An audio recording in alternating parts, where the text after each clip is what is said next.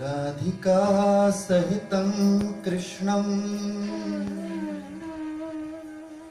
नित्यं इन्द्रावने स्थितं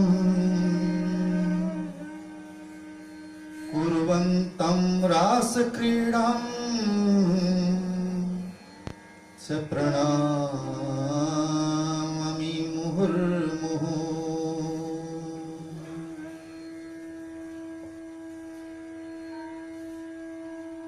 येषां कृति विभासतां सुखकरी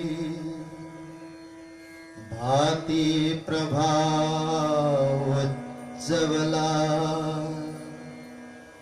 येषां सच्चरितं तपस्फुटचमत्कारोन्नतं भासितम्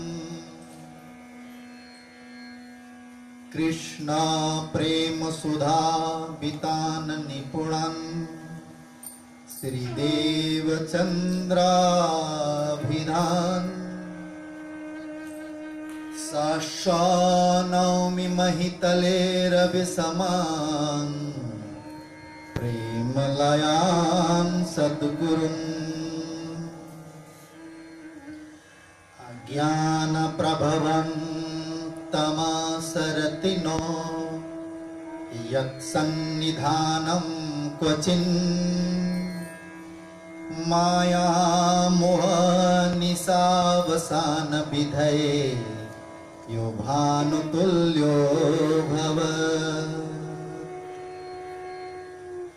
वन्दे कल्पतरो समान सुसमम् विद्यावतां मंदिरम् कृष्ण प्रेम रहस्य पर्वत गुहम् श्री प्राणनाथं प्रभुम् यद्भूमौ खलु कृष्ण दर्शनामभुच्छ्री देवचन्द्राय वै येस्यां तारतमाख्यमन्त्रसुलभं श्रीप्राणनाथाय च यत्र श्रीयमुना नदी सुपयसा तीर्थी भवन्तो जना दृश्यन्ते भुवि साहि नूतनपुरी कुर्यात् सदा नः शिवम् दृश्यन्ते भुवि साहि नूतनपुरी कुर्यात् सदा नः शिवम् दृश्यन्ते भुवि साहि नूतनपुरी कुर्यात् सदा नः शिवम्।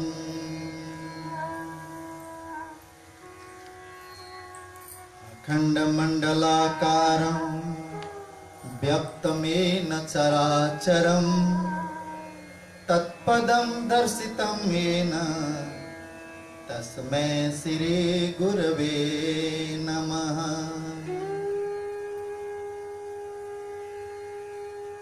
गुरुर्ब्रह्मा गुरुर्विष्णु गुरुर्देवो महेश्वरा गुरु साक्षात् परब्रह्म तस्मै श्री गुरुवे नमः तस्मै श्री गुरुवे नमः। पहले 11 बरस और 52 दिन कालमय ब्रह्मांड में खेले मिल निज जन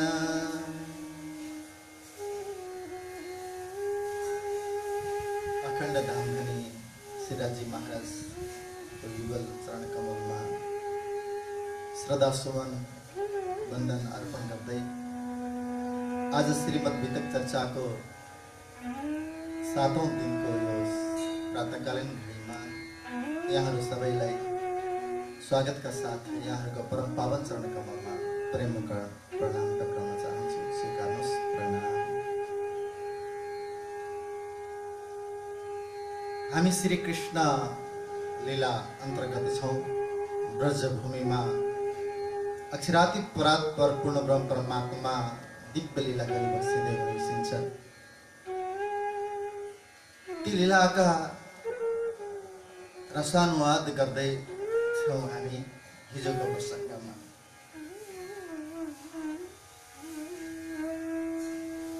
श्री कृष्णजीको जुन बाल लीला छ यो अति नै प्रिय लीला। धेरै ऋषि महर्षिहरूले यो बाल स्वरूपको बाल लीलाको चिन्तन मनन गरिबक्सनु भएको छ, किनकि त्यो निश्चल लीला छ, निर्मल लीला। आउनुहोस् तिनै लीला अन्तर्गत अगाडिका प्रसङ्गहरू हामी श्रवण गर्नेछौँ। हिजोको प्रसङ्ग जाँदा जाँदै यो इन्टरनेटको गडबडीले गर्दा कति प्रसङ्गहरू समेट्न सकिएको थिएन। आज यी सबै प्रसङ्गहरूलाई समेटेर सम्भवतः परमात्माको कृपा, राज्यको कृपा भयो भने आज लास्ट पर्यन्त पुर्याउने कोसिस गर्दछु।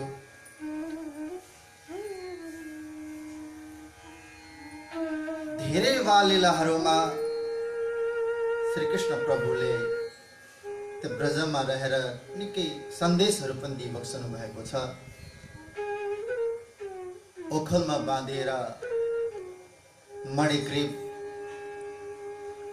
नलकुबरहरूको उद्धार गरिबक्सनु भएको प्रसङ्ग पनि आउँछ। 5 वर्षको उमेरदेखि बाछा चराउन जाने लीला गरिबक्सनुहुन्छ। कालिया नागको दमन गरिबक्सनुहुन्छ। वरुण लोकमा नन्द बाबालाई वरुण देवले हरण गरेर लैजानुहुन्छ र श्री कृष्ण गएर वरुण लोकबाट नन्द बाबालाई छोडाएर लिएर आउनुहुन्छ। अनि 5 वर्षकै उमेरमा राधा महारानीसित श्यामा महारानी परमधामकी जो दिव्य श्यामा महारानी हुनुहुन्छ, यहाँ राधा महारानीको रूपमा भइसन्छ। त श्यामा महारानीसँग उहाँको सगाई हुन्छ। 5 वर्षको कन्हैया हुँदा राधा महारानी 7 वर्षकी भएको हुनुहुन्छ।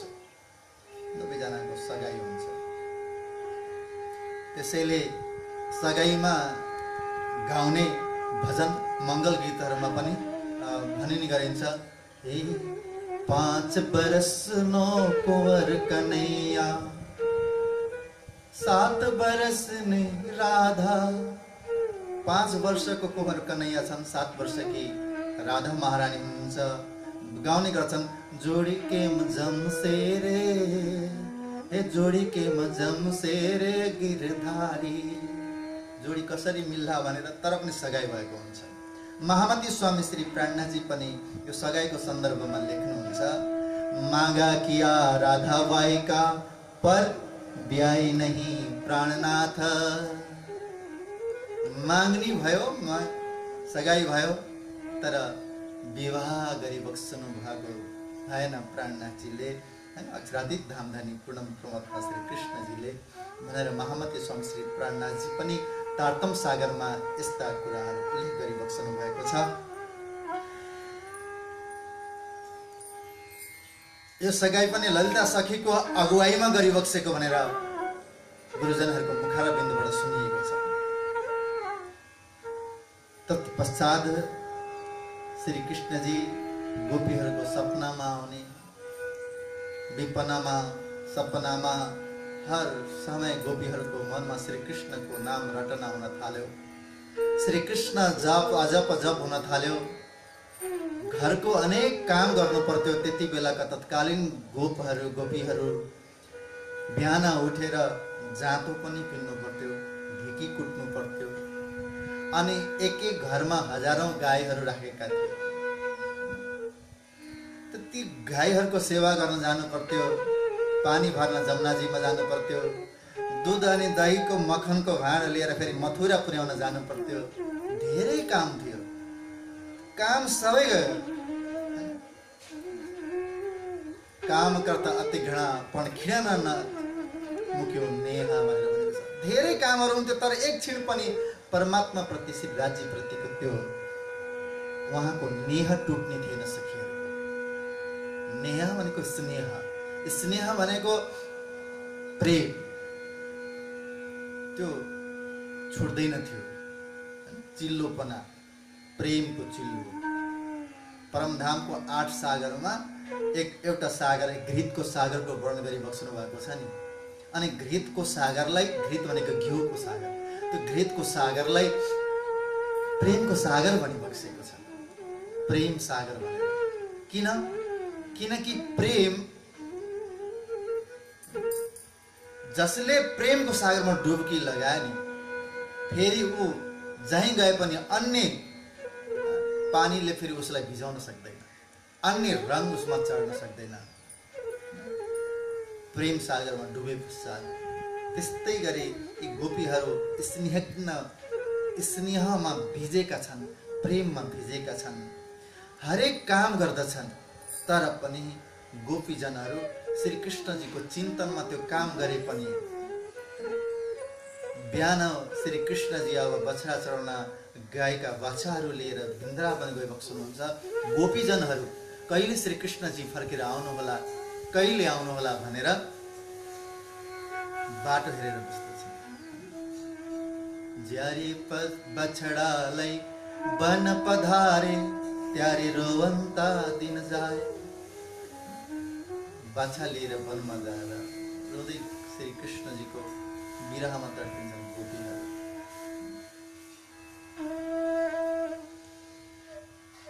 श्री कृष्णजीको यो अलौकिक लीलामा गोपीहरूको महत्त्वपूर्ण भूमिका छ। गोपीहरू यति प्रेमासक्त छन्, श्री कृष्णजीको चिन्तन सिवा उनको हृदयमा अरू कुनै बातै हुँदैन। रात दिन श्री कृष्णजीको सेवामा आफूलाई समर्पित गर्दछन्। टाउकोमा मटकीको भार हुन्छ, एउटा मात्रै मटको हुँदैन, एउटा पछि अर्को, अर्को पछि अर्को, अर्को पछि अर्को, 3-4वटा, 3 तला 4 तला 5 तलासम्म टाउकोमा मटकीको, माटाको भाँडाको, दहीको, मक्खनको राखेर गोपीहरू हिँड्दै जान्छन्। अनि साथमा सखीहरूको झुन्ड हुन्छ, त्यसमा गफ गर्दै, उसले कुइनाले हिर्काउँदै बात गर्दै हिँड्दछन्। तर पनि त्यो माथिको कतातिर गोपीहरूको कस्तो चिन्तन छ, त्यो माथिको गाग्रोलाई अलिकति पनि ब्यालेन्स बिग्रिँदैन, त्यो एकदम ठिकमा रहन्छ। यता हात चले पनि हैन, बोली चाली चले पनि कृष्णजीको वार्ता चलिरहेको हुन्छ, कृष्णजीको विषयमा संवाद चलिरहेको हुन्छ। तर सूक्ष्म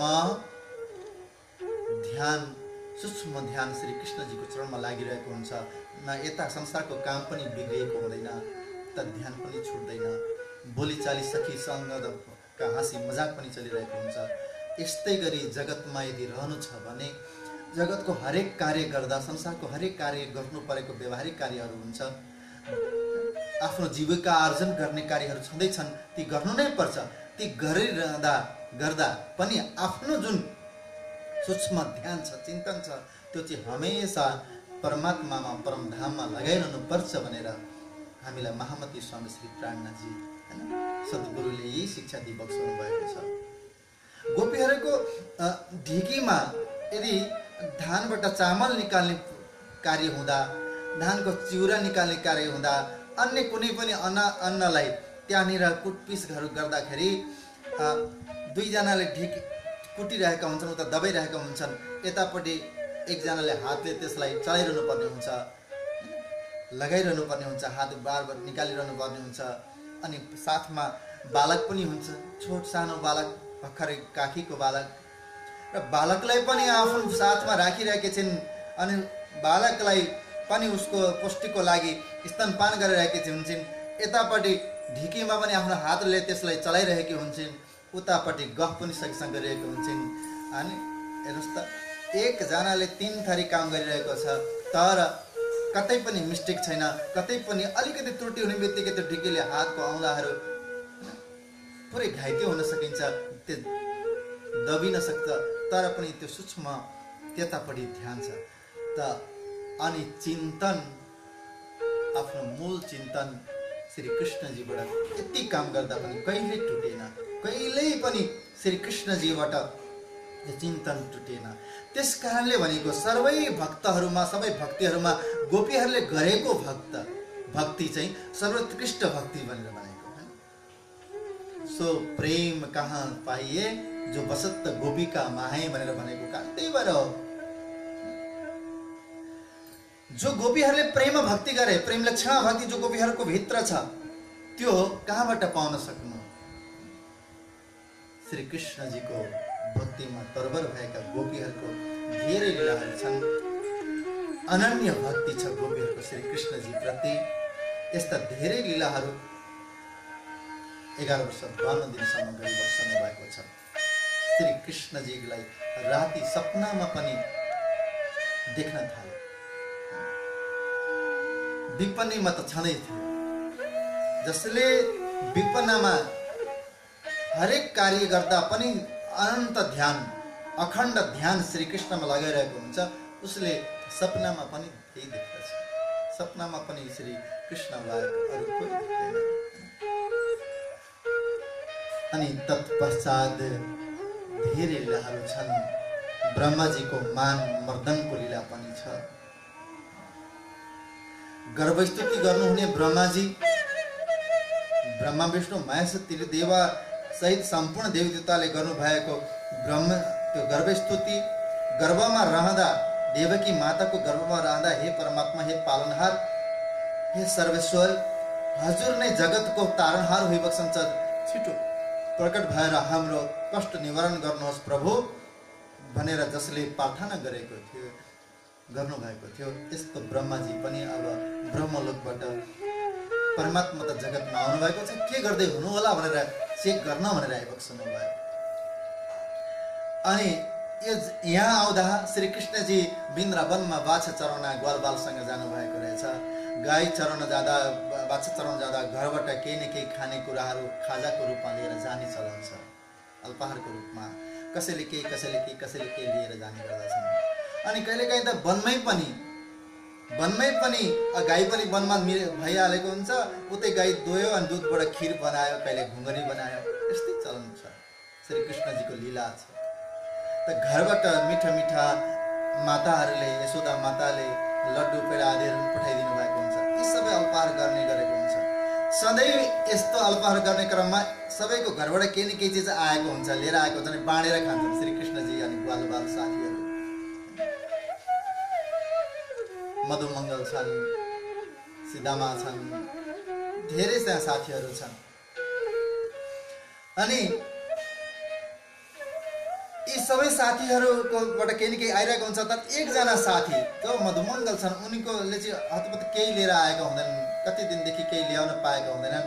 अनि कृष्णजीले भन्छ, सबैजना हामी लिएर आउँछौँ, केही केही लिएर खाइरहेका छौँ, मधुमङ्गल तिमी पनि घरबाट केही लिएर आऊ न भनेर भन्नुहुन्छ।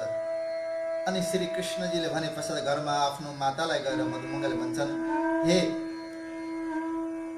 माता, कृष्णजीले यस्तो भन्नुभएको छ, मैले केही लिएर गएको हुँदैन, मलाई पनि लाज लाग्छ। जहिले पनि कृष्णजीहरूले लिएर आएको मात्र मैले खाइरहेको हुन्छु, आज म पनि केही लिएर, मलाई केही खानेकुरा खाजा राखिदिनुहोस् है भनेर बाछा चराउन जानुभन्दा अगाडि। तब मधुमङ्गलकी माताले हेर्नुहुन्छ, 7 दिनदेखि त घरमा केही छैन, एउटा गाई जम्मा छ। अनि त्यो एउटा गाई पनि एक छाकी भइसकेको छ। अहिलेको जस्तो 20-25 लिटर दुध दिने गाई त्यति बेला हुँदैन थियो। लोकल गाईहरू 1 किलो 2 किलो 1 महिना 2 महिना दुध दिने गाईहरू, अनि थोरै जम्मा गरेर 7 दिनमा एकचोटि मोही पार्ने गरेको रहेछन्। र 7 दिन अगाडि पारेको मोही आज रहेछ। त यही मोही रहेछ बाबा, अब केही छैन, यही मात्रै छ, त्यही भए नि दिनुहोस् भनेर अनि त्यो मोही एउटा बाँसको ढुङ्ग्रोमा राखेर अनि बिर्को लगाइदिएर पठाइदिनु। मधुमङ्गलले लिएर आए। अनि आज गाई चराउन आएको, बाछा चराउन आउँदा खाजा खाने बेला भयो, सबैजना जम्मा भएर आफ्नो भागको निकाले, आफ्नो भागको निकाले, सबै बाँडे, सबैले खाए। अनि मधुमङ्गलले विचार गरे, कसैले लड्डु ल्याएका छन्, कसैले पेडा ल्याएका छन्, कसैले बर्फी ल्याएका छन्, कसैले रावडी लिएर आएका छन्। ब्रजमा त धेरै मिठाईको प्रकारहरू पाइन्छ। यति यति मीठा मीठा मिष्ठान्नहरू लिएर आएका छन्। ती मिष्ठान्नको अगाडि मैले मेरो यो अमिलो मही कसरी दिउँ प्रभुलाई? यो 7 दिन अगाडि पारेको मही गर्मीको ठाउँमा यो छास यो मठा म कसरी कृष्णजीलाई दिउँ? कसरी कृष्णजीको यति मिठो खाइरहने, सधैँ मिश्री अनि मक्खन खाइरहने श्री कृष्णजीलाई यस्तो अमिलो मही म दिन सक्दिनँ भनेर विचार गरे। अनि गएर एउटा वृक्षलाई आड बनाएर अनि वृक्षमा लुकेर कृष्णजीलाई देखेँ भने त यो सम्पूर्ण खोसेर खाइहाल्छन्, त्यसरी म एक्लै खाइदिन्छु। यस्तो अमिलो कृष्णजी अनि सखाहरूलाई खुवाउनुभन्दा म एक्लै खाइदिन्छु भनेर त्यो बाँसको ढुङ्ग्रो निकालेर मधुमङ्गलले आफ्नो मुखमा राखेर गुटका लगाउन थाले। घट घट घट घट घट घट लगाउन थाले गुटका। श्री कृष्णजीले तन्की जाने मनकी जाने जाने दिनको छु। श्री कृष्णदेखि कसले छुपाउन सक्छ, कसले लुकाउन सक्छ? जहाँ गएर लुकेर खाए पनि, जहाँ गएर लुकेर जे गरे पनि उहाँको दृष्टिमा कोही बच्न सक्दैन। करोडौं नयनहरू छन्, अरबौं नयन छन् श्री कृष्णजीको हामीले हेर्ने। सीसीटीभी क्यामेरा हर जग्गा छ, कहीँ छुटेको छैन कृष्णजीको सीसीटीभीबाट। श्री कृष्णजी थापै हाल्नुभयो, अरे रे मधुमङ्गल एक्लै खानु हुँदैन, पाप लाग्छ भनेर दौडेर आउनुभयो। दौडेर आउँदा आउँदै मधुमङ्गल त घोटकाइहाले, सकिहाले त भाँडो रित्यो। अरे एक्लै खाँदा पाप लाग्छ, यसरी पापी हुन्छ, दरिद्रता हुन्छ, बाँडेर खानुपर्छ, तिमीलाई थाहा छैन? खै ल्याऊ भनेर खोज्नु भयो, भाँडो रित्तो केही छैन। अनि उनले हतार हतार खन्याएको कारणले गर्दा त्यो मुखको दाइँतियाबाट मही चुहिएको थियो, त्यो मठा चुहिएको थियो। अनि उहाँले त्यो कृष्णजीले हेर कस्तो रहेछ भनेर यो चुहिरहेको मही यहाँबाट निकालेर चाट्न थाल्नुभयो।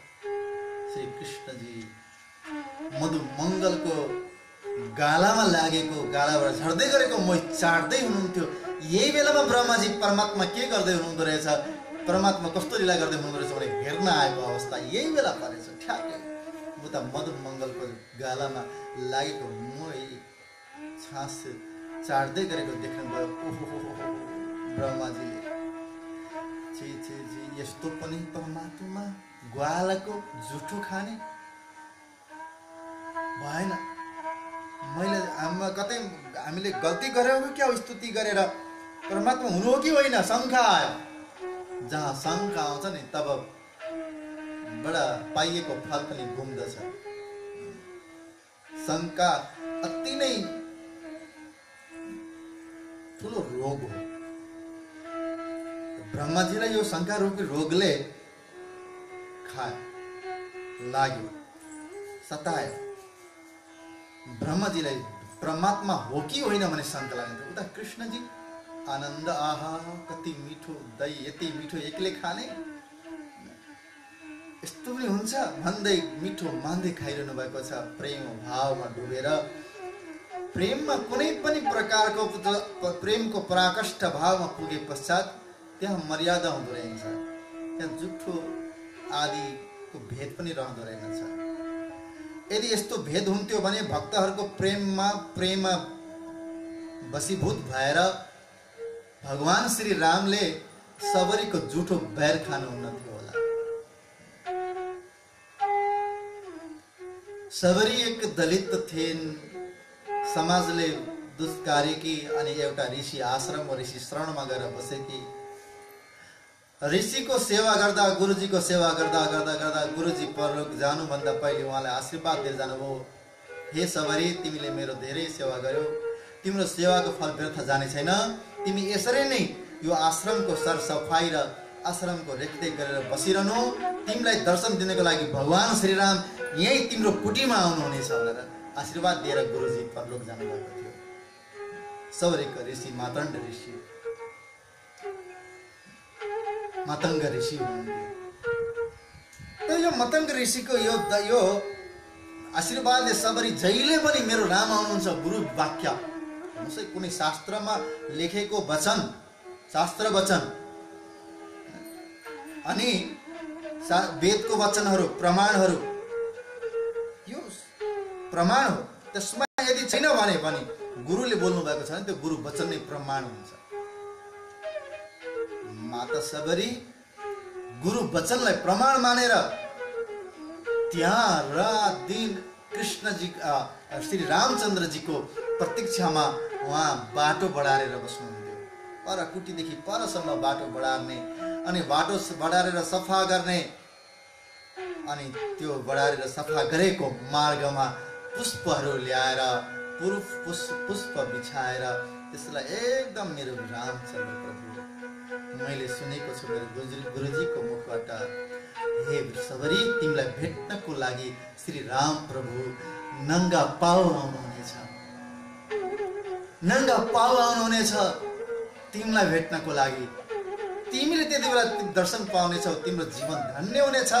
मैले पनि त्यो दर्शन पाएको छैन, तिमीले त्यस्तो दर्शन पाउनेछौ भनेर आशीर्वाद दिइबक्सनु भएको छ। गुरुजीले गुरुजीको यो वाक्यलाई, यो आशीर्वादलाई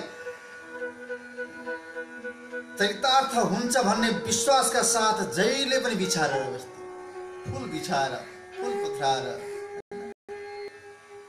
उनले फुल बिछाएको होइन, उनी त चाहन्थिन आँखाको पलकै बिछाउनलाई,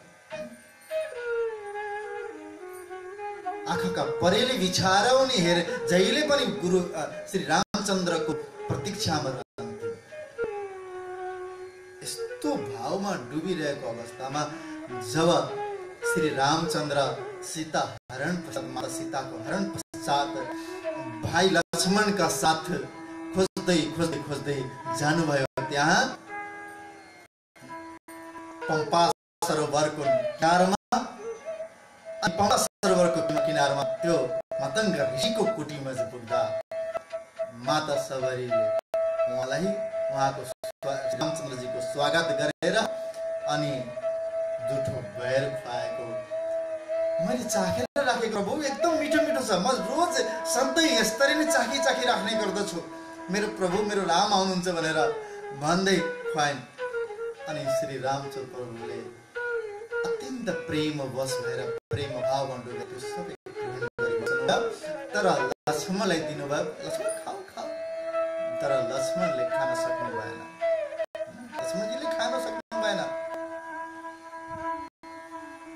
लक्ष्मणजीलाई अलिकति लाग्यो कसरी यो जुठो बार टोकेर राखेको कसरी खानु, अनि उहाँले चाहिँ खाए जस्तो गरेर अब ज्येष्ठ भ्राता जसको भक्त छन्, आफ्नो दाजुको आज्ञा पनि उनले खाए त गरेर यता पछाडिबाट सट्ट उनले छोडिदिए, फ्याँके।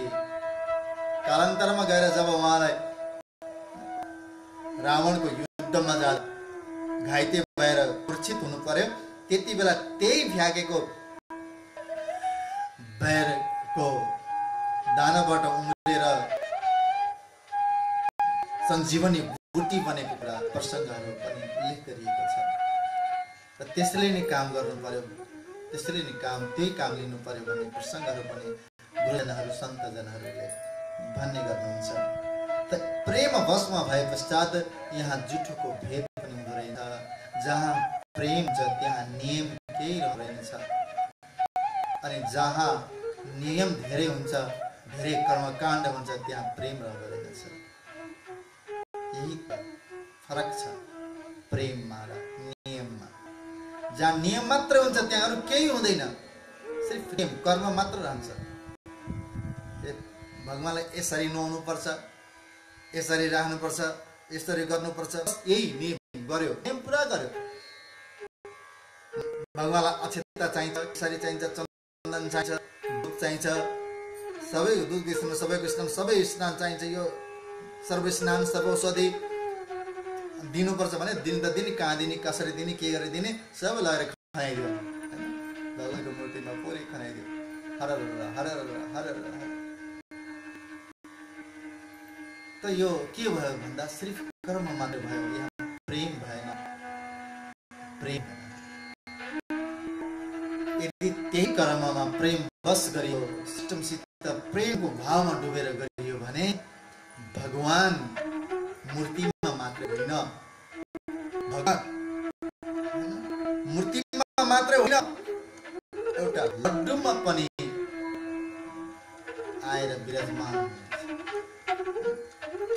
अरू केही भए गणेशजी लड्डु गणेश मानेर पूजा गरे भने त्यो साथै गणेशजी आएर त्यहाँ विराजमान गरेर लड्डु बनाएर आफ्नो पूजा स्वीकार्नुहुन्छ। भाव त हुनु पर्यो। यस्ता भाववाला भक्तहरू धेरै भएका छन्, तर भाववाला भक्तहरूले भावमा डुबेर गर्दा भक्ति गरेको प्रसङ्गहरू धेरै हामीले श्रवण गरेका छौँ।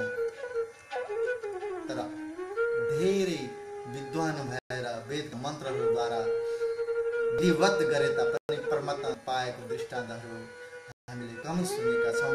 त्यस कारणले प्रेम भक्ति चाहिँ सर्वोत्कृष्ट भक्ति हो।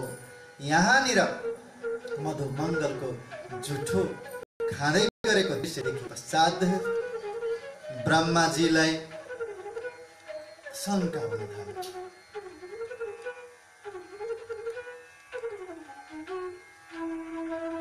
साँच्चै कि परमात्मा हुनु? यदि परमात्मा हुनुहुन्थ्यो भने यो जुठो कसरी खानुभयो?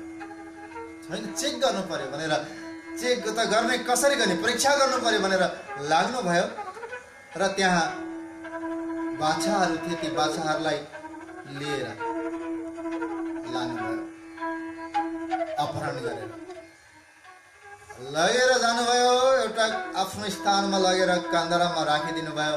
अनि फेरि आउनुभयो। फेरि अर्कोचोटि आउँदा यता बाछा हराए, खाजा खुवाएर हेर्दाखेरि त्यो अल्पाहार गरे पश्चात बाछाहरू थिएनन्। त्यो ग्वालहरू भन्न थाले बाछा छैनन्, बाछा छैनन्। त्यो बाछा खोज्न जाउँ, कृष्णजी एकतिर जानुभयो, ग्वालहरू एकतिर गए।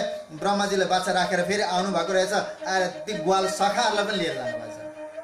कृष्णजीका सखाहरूलाई पनि फेरि अपहरण गरेर लिएर जानुभयो ब्रह्माजी। यतापट्टि अब कृष्णजी एक्लै लिएर जानुभयो। कृष्णजी एक्लै हुनुभयो। यहाँ कृष्णजीले विचार गर्नुभयो, के हो, कस्तो, क्या लगाए, ध्यान लगाएर हेर्नुभयो, कुरो थाहा पाउनुभयो सायद। अनि के गर्नुभयो, एक्लै त घर जानु भएन, ब्रह्माजी लिएर जानुभएको छ। ब्रह्माजीलाई पनि त केही न केही सन्देश दिनु पर्यो भनेर अनि आफै त्यो जस्तो जस्तो रङका, कोही माली थिए, कोही ताई थिए, कोही राती थिए, कोही सिधुरी थिए, जस्ता जस्ता गायका बाछाहरू थिए, बाछीहरू थिए, ती आफै बन्नुभयो। आज श्री कृष्णजी गायका बाछा बाछी आफै बन्नुभएको छ। अनि आफ्ना शाखाहरू आज मधुमङ्गल पनि छैनन्, सुदामा पनि छैनन्, अन्य कोही पनि छैनन्। शाखाहरू, ती शाखाहरू पनि आफै बन्नुभयो। अनि शाखाहरूले बोकेका जति पनि सामानहरू छन् ती पनि आफै बन्दै आउनुभयो। अनि आउनुभयो घर, साँझमा घर फर्किनु भयो। गाई बाछाहरू सब लिएर आफै आज बाछाहरू बने, बाछीहरू बनेर आउनु भएको छ। आफै सखा बनेर आउनु भएको छ। आफै आफू त भइहाल्नुभयो। ती जहिले पनि आज ब्रजका गोपीहरूको घरमा आफ्ना छोरा आएनन्, आज छोराको रूपमा कृष्ण आउनुभएको छ। कृष्ण जहिले पनि कृष्णजी जस्तै मेरो छोरा भइदियो हुन्थ्यो, मेरो छोरा भइदियो। कृष्णजी प्राय जसो मान्छेहरूलाई आफ्नो सन्तान, आफ्नो छोराछोरी मात्र राम्रो लाग्दछ। अर्का छोराछोरी त छोराछोरी नै होइन जस्तो गर्छ कति मान्छे मानवहरू। तर त्यहाँ ब्रजका गोपीहरू चाहिँ के हुन्थ्यो भने आफ्नो छोराछोरी भन्दा पनि बढी कृष्णजीलाई राम्रो मान्दथे। कृष्णजी कति राम्रो, कृष्णजी कस्तो भनेर बखान हुने गर्दथ्यो। मेरो छोरा पनि कृष्णजी जस्तै भइदियो हुन्थ्यो नि। कृष्णजी मेरो छोरा किन नभएको, कृष्णजी मेरो छोरा भइदियो हुन्थ्यो नि। हेर यशोदा मैयाको कत्रो भाग्य भनेर यशोदा मैयाको भाग्यको प्रशंसा गर्ने गर्थे। अनि कृष्णजी मेरो छोरा भइदियो हुन्थ्यो नि भन्ने चाहना राखेका थिए। आज सबैको चाहना पुरा गरिदिनु भयो। सबको घरमा श्री कृष्णजी आज छोरा बनेर आउनुभएको छ। सबैको घरमा आज त अन्जानै कृष्णजीलाई लुटाउने माया, कृष्णजीलाई लुटाउने जुन प्रेम भाव छ आफ्नो आफ्नो आमाको, ती सम्पूर्ण आज आफ्नो छोरालाई लुटाउन थाले। श्री कृष्णजी मनबाट विचार गर्नुभयो, छोरालाई भनेर प्रेम गरेको, तर म छु भन्ने स्वीकार्नु भएको छ। भित्र सब थाहा छ।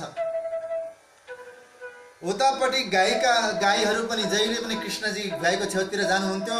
गाईहरूले आफ्नो दुधका धारा आफै छोडिदिने गर्दथे। चाहन्थे कृष्णजी बाछा जस्तै आएर मेरो दुग्ध पान गरिदिए हुन्थ्यो भनेर चाहन्थे।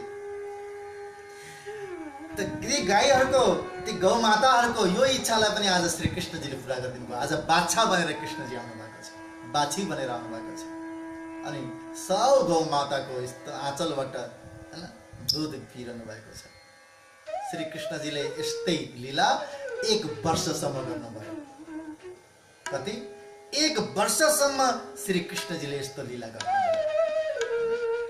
श्री कृष्णजीले यो 1 वर्षसम्म बाल बाछा आदि सब आफै बनेर गर्नुभयो। उता ब्रह्माजीले लिएर गएर राख्नु भएको 1 क्षण पनि भएको छैन। अब के गरेको होलान् भनेर हेर्न आउँदा त यहाँ त ब्रह्माजी फेरि हेर्न आउनुभयो। जस्ताको त्यस्तै, पहिले जस्ता बाछाहरू थिए बाछीहरू थिए त्यस्तै छन्, जस्ता ग्वालवालहरू त्यस्तै छन्। कि मैले लगेर राखेका, मैले लगेर त्यहाँ होइन अपहरण गरेर लगेर राखेका ती बाछा बाछीहरू अनि ग्वालवालहरू लिएर आइसक्नु भएछ क्या हो कृष्णजीले भनेर फेरि आफूले राखेको ठाउँमा हेरेर जान्छ, त्यहाँ पनि त्यस्तै छन्। अनि आफूले यहाँ फेरि आएर यहाँ कृष्णजीको बाटोमा हेर्नुहुन्छ, यहाँ पनि कृष्णजीसँग त्यस्तै ग्वालवाल खेलिरहेकै छन्। त यसरी धेरैचोटि ब्रह्माजी ओहोरदोहोर गर्नुभयो ब्रह्मलोक र मृत्युलोकमा। ब्रह्मलोकको लागि त 1 क्षण पनि भएको थिएन, 1 सेकेन्ड 1 पल मात्रै भएको के हुँदो हो। यहाँ 1 वर्ष व्यतीत भइसकेको रहेछ। ब्रह्मजीको लागि 1 क्षण मात्र हो। 1 वर्षसम्म स्वयं श्री कृष्णजीले यो दिव्य लीलाहरू गर्नुभयो। अनि धेरै भयो अब भनेर कृष्णजीले विचार गर्नुभयो र अनि ब्रह्माजीलाई पनि अब ज्ञात गर्नु पर्यो भनेर आफूले ब्रह्माजीको रूप धारण गरेर ब्रह्मलोकमा गए बस्नु भयो श्री कृष्ण प्रभु। ब्रह्मलोकमा जानुभयो आफू ब्रह्माजी बनेर। अनि त्यहाँ द्वारपालहरूलाई भन्नुभयो, हे द्वारपालहरू हो, एकजना नक्कली ब्रह्माजी बनेर ओहोरदोहोर गरिरहेका छन्, तिनै भुवनमा घुमिरहेका छन्, यहाँ पनि आउनेवाला छन् है, खबरदार नक्कली हुन्, आउनु नदिनु, मेरो आज्ञा पाएपछि मात्रै भन्नुभयो। हस् प्रभु, जो आज्ञा प्रभु भनेर द्वारपालहरूले भने। कृष्णजी ब्रह्माजीको भेषमा भित्र जानुभयो र ब्रह्माजीको सिंहासनमा गएर बस्नुभयो। अब साँच्चै नै मैले ठुलो गल्ती गरेँ भन्ने भान भइसकेको छ ब्रह्माजीलाई। ब्रह्माजीले पनि अब के गर्ने भनेर तनावमा आउनु भएर अब ब्रह्मलोकमा आएर प्रवेश गरेर केही विचार गर्नु पर्यो, कसरी माफी माग्ने भन्ने चाहना गर्दै हुनुहुन्थ्यो। ब्रह्मलोकतिर आउँदै हुनुहुन्थ्यो। आउँदा आउँदै जसरी दरबारभित्र प्रवेश गर्न लाग्नुभयो, दरबारले रोकिदिए, है को भनेर रोकिदिए, अवकार थाहा छैन के भयो तिमीहरूलाई? सधैँ प्रणाम भनेर यसरी शिर निहुराउने द्वारपालहरू आज ब्रह्माजीलाई है भनेर हप्काउँछन्, कहाँ लागेको भन्छन्। त ब्रह्माजीलाई त आश्चर्य लाग्यो, के भयो तिमीले कतै मदिरा त खाएका छैनौ, पिएका छैनौ भन्नुभयो। हामी अहिले मदिरा होइन, मदिरा त तिमीले पिएका होला भनेर ब्रह्माजीले लगाइदियो। ओहो, ब्रह्माजीले त आश्चर्य हुनुभयो। तब एक द्वारपालले भन्न थाले, यिनको दारी पनि नक्कली हो कि असली हो, हेर न, चेक गर भन्न थाले। अर्काले दारीमा हात लाउन थालिहाले, हेर न भनेर। ब्रह्माजीले बुझ्नुभयो, अहिले मैले सत्यले स्वीकार गरिन भने, यिनीहरूसँग माफी मागिन भने साँच्चै आफ्नै सेवकद्वारा आफ्नै बेइज्जती हुने रहेछ भन्ने कुरा बुझेर, माफ गर द्वारपाल हो, म नक्कली नै हो, म नक्कली नै हो, मेरो दारी नउखाल, म यो नक्कली नै हो, सबै नक्कली हो, तर म असलीलाई भेट्न चाहन्छु, कहाँ छ असली चाहिँ भनेर भन्नुभएको छ। कुरो सबै बुझे पश्चात अनि बल्ल होस आएछ। ल ठिक छ, आज्ञा लिएर आउँछु भनेर भित्र गएर कृष्णजी जो ब्रह्माजीको भेषमा बस्नु भएको छ उहाँलाई भेटेर दरबारले आज्ञा मागे, आज्ञा दिनुभयो। अनि ब्रह्माजी, असली ब्रह्माजी जो हुनुहुन्छ उहाँ भित्र जानुभयो। भित्र जाँदा त आफ्नो सिंहासनमा त्यो अस्ति नै चाट्दै गरेको त्यो जुठो मट्ठा मोही गालामा लाग्दै गरेको, दुईतिर चुइदै गरेको त्यही रूपले बसिरहनु भएको रहेछ। हातमा बन्सी, मोर मुकुट, पिताम्बर दारी, पाउमा जुत्ता चप्पल केही छैन, त्यही ग्वाल भेषमा बसिरहनु भएको रहेछ। ब्रह्माजीले साष्टाङ्ग दण्डवत प्रणाम गर्नुभयो, प्रभु हजुरको लीला अपरम्पार छ, माफ गरिदिनुहोस्, क्षमा गर्दछु भनेर क्षमा गर्नु याचना गर्नुभयो। श्री कृष्णजीले ब्रह्माजीको यसरी मोहभङ्ग गरी बस्नुभयो। ब्रह्माजीलाई त्यो बेलामा जस्तो शङ्का आयो, अहिले पनि हामी जस्ता कति ज्ञानीहरूलाई श्री कृष्णजीको लीलाप्रति, श्री कृष्णजीको नामप्रति शङ्का आउँछ। कतिजनाले श्री कृष्णजीलाई अक्षरातीत भनेर स्वीकार नै सक्दैनन्।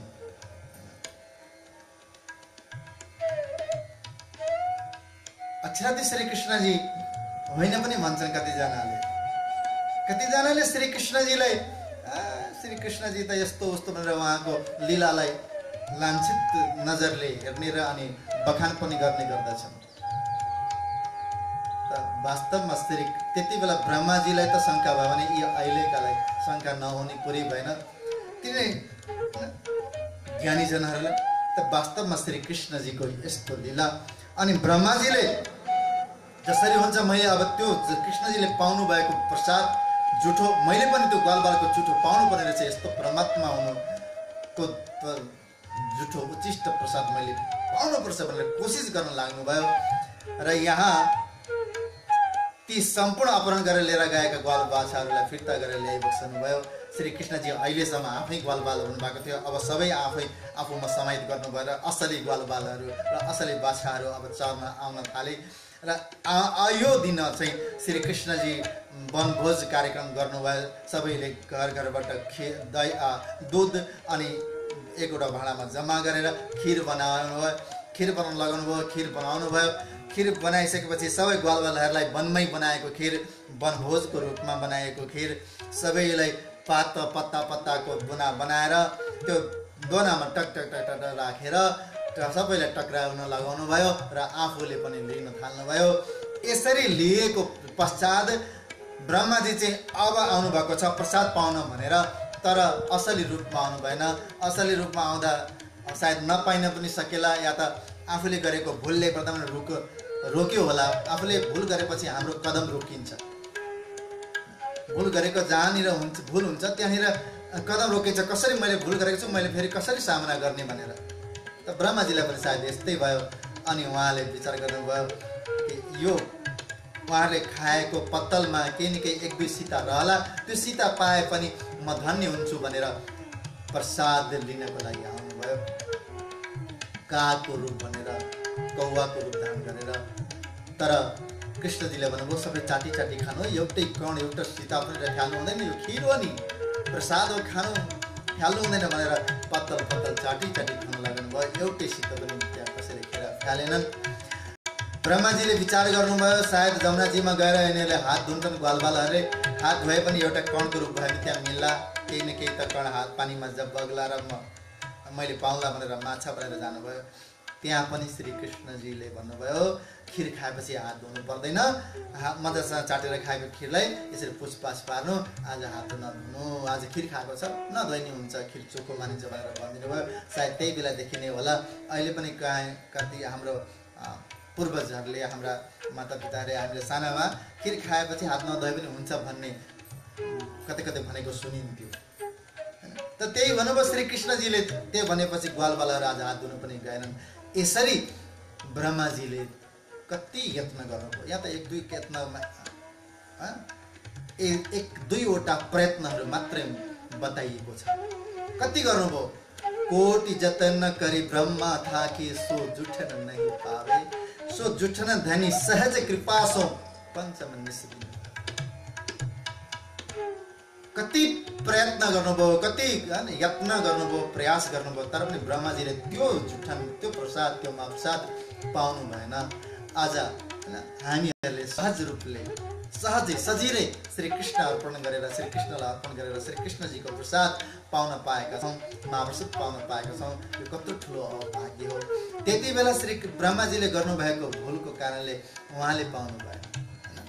गएर माग्नु भएको भए अवश्य दिनुहुन्थ्यो श्री कृष्णजीले, लुकेर आउनुभयो त्यही भएर नदिनु भयो, पाउनु भएन।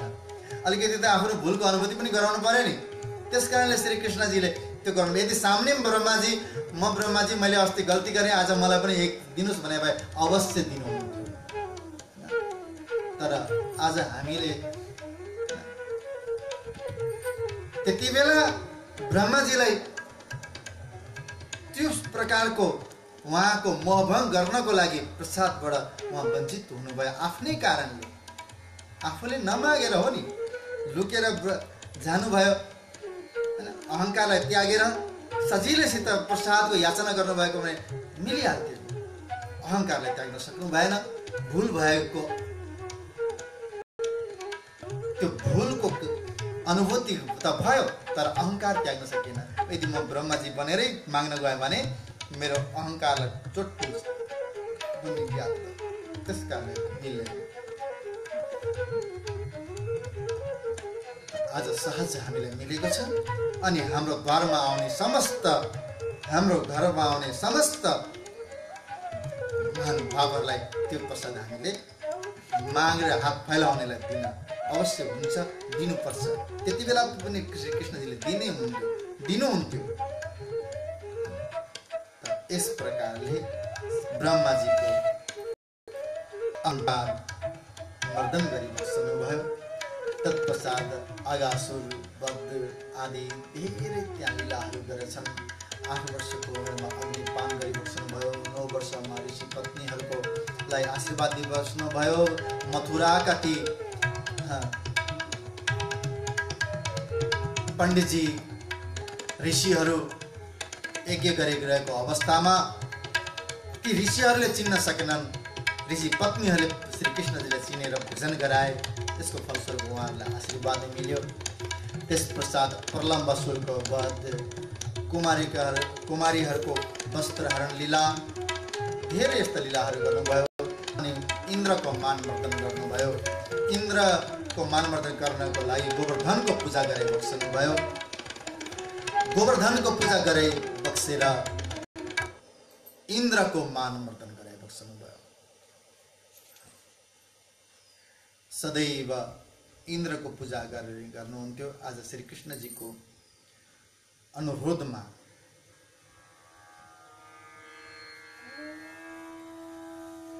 नन्द बाबाले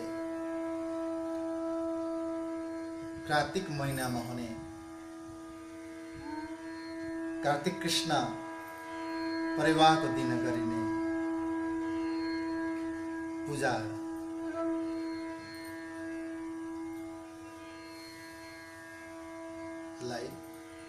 इन्द्रको पूजालाई बन्द गराएर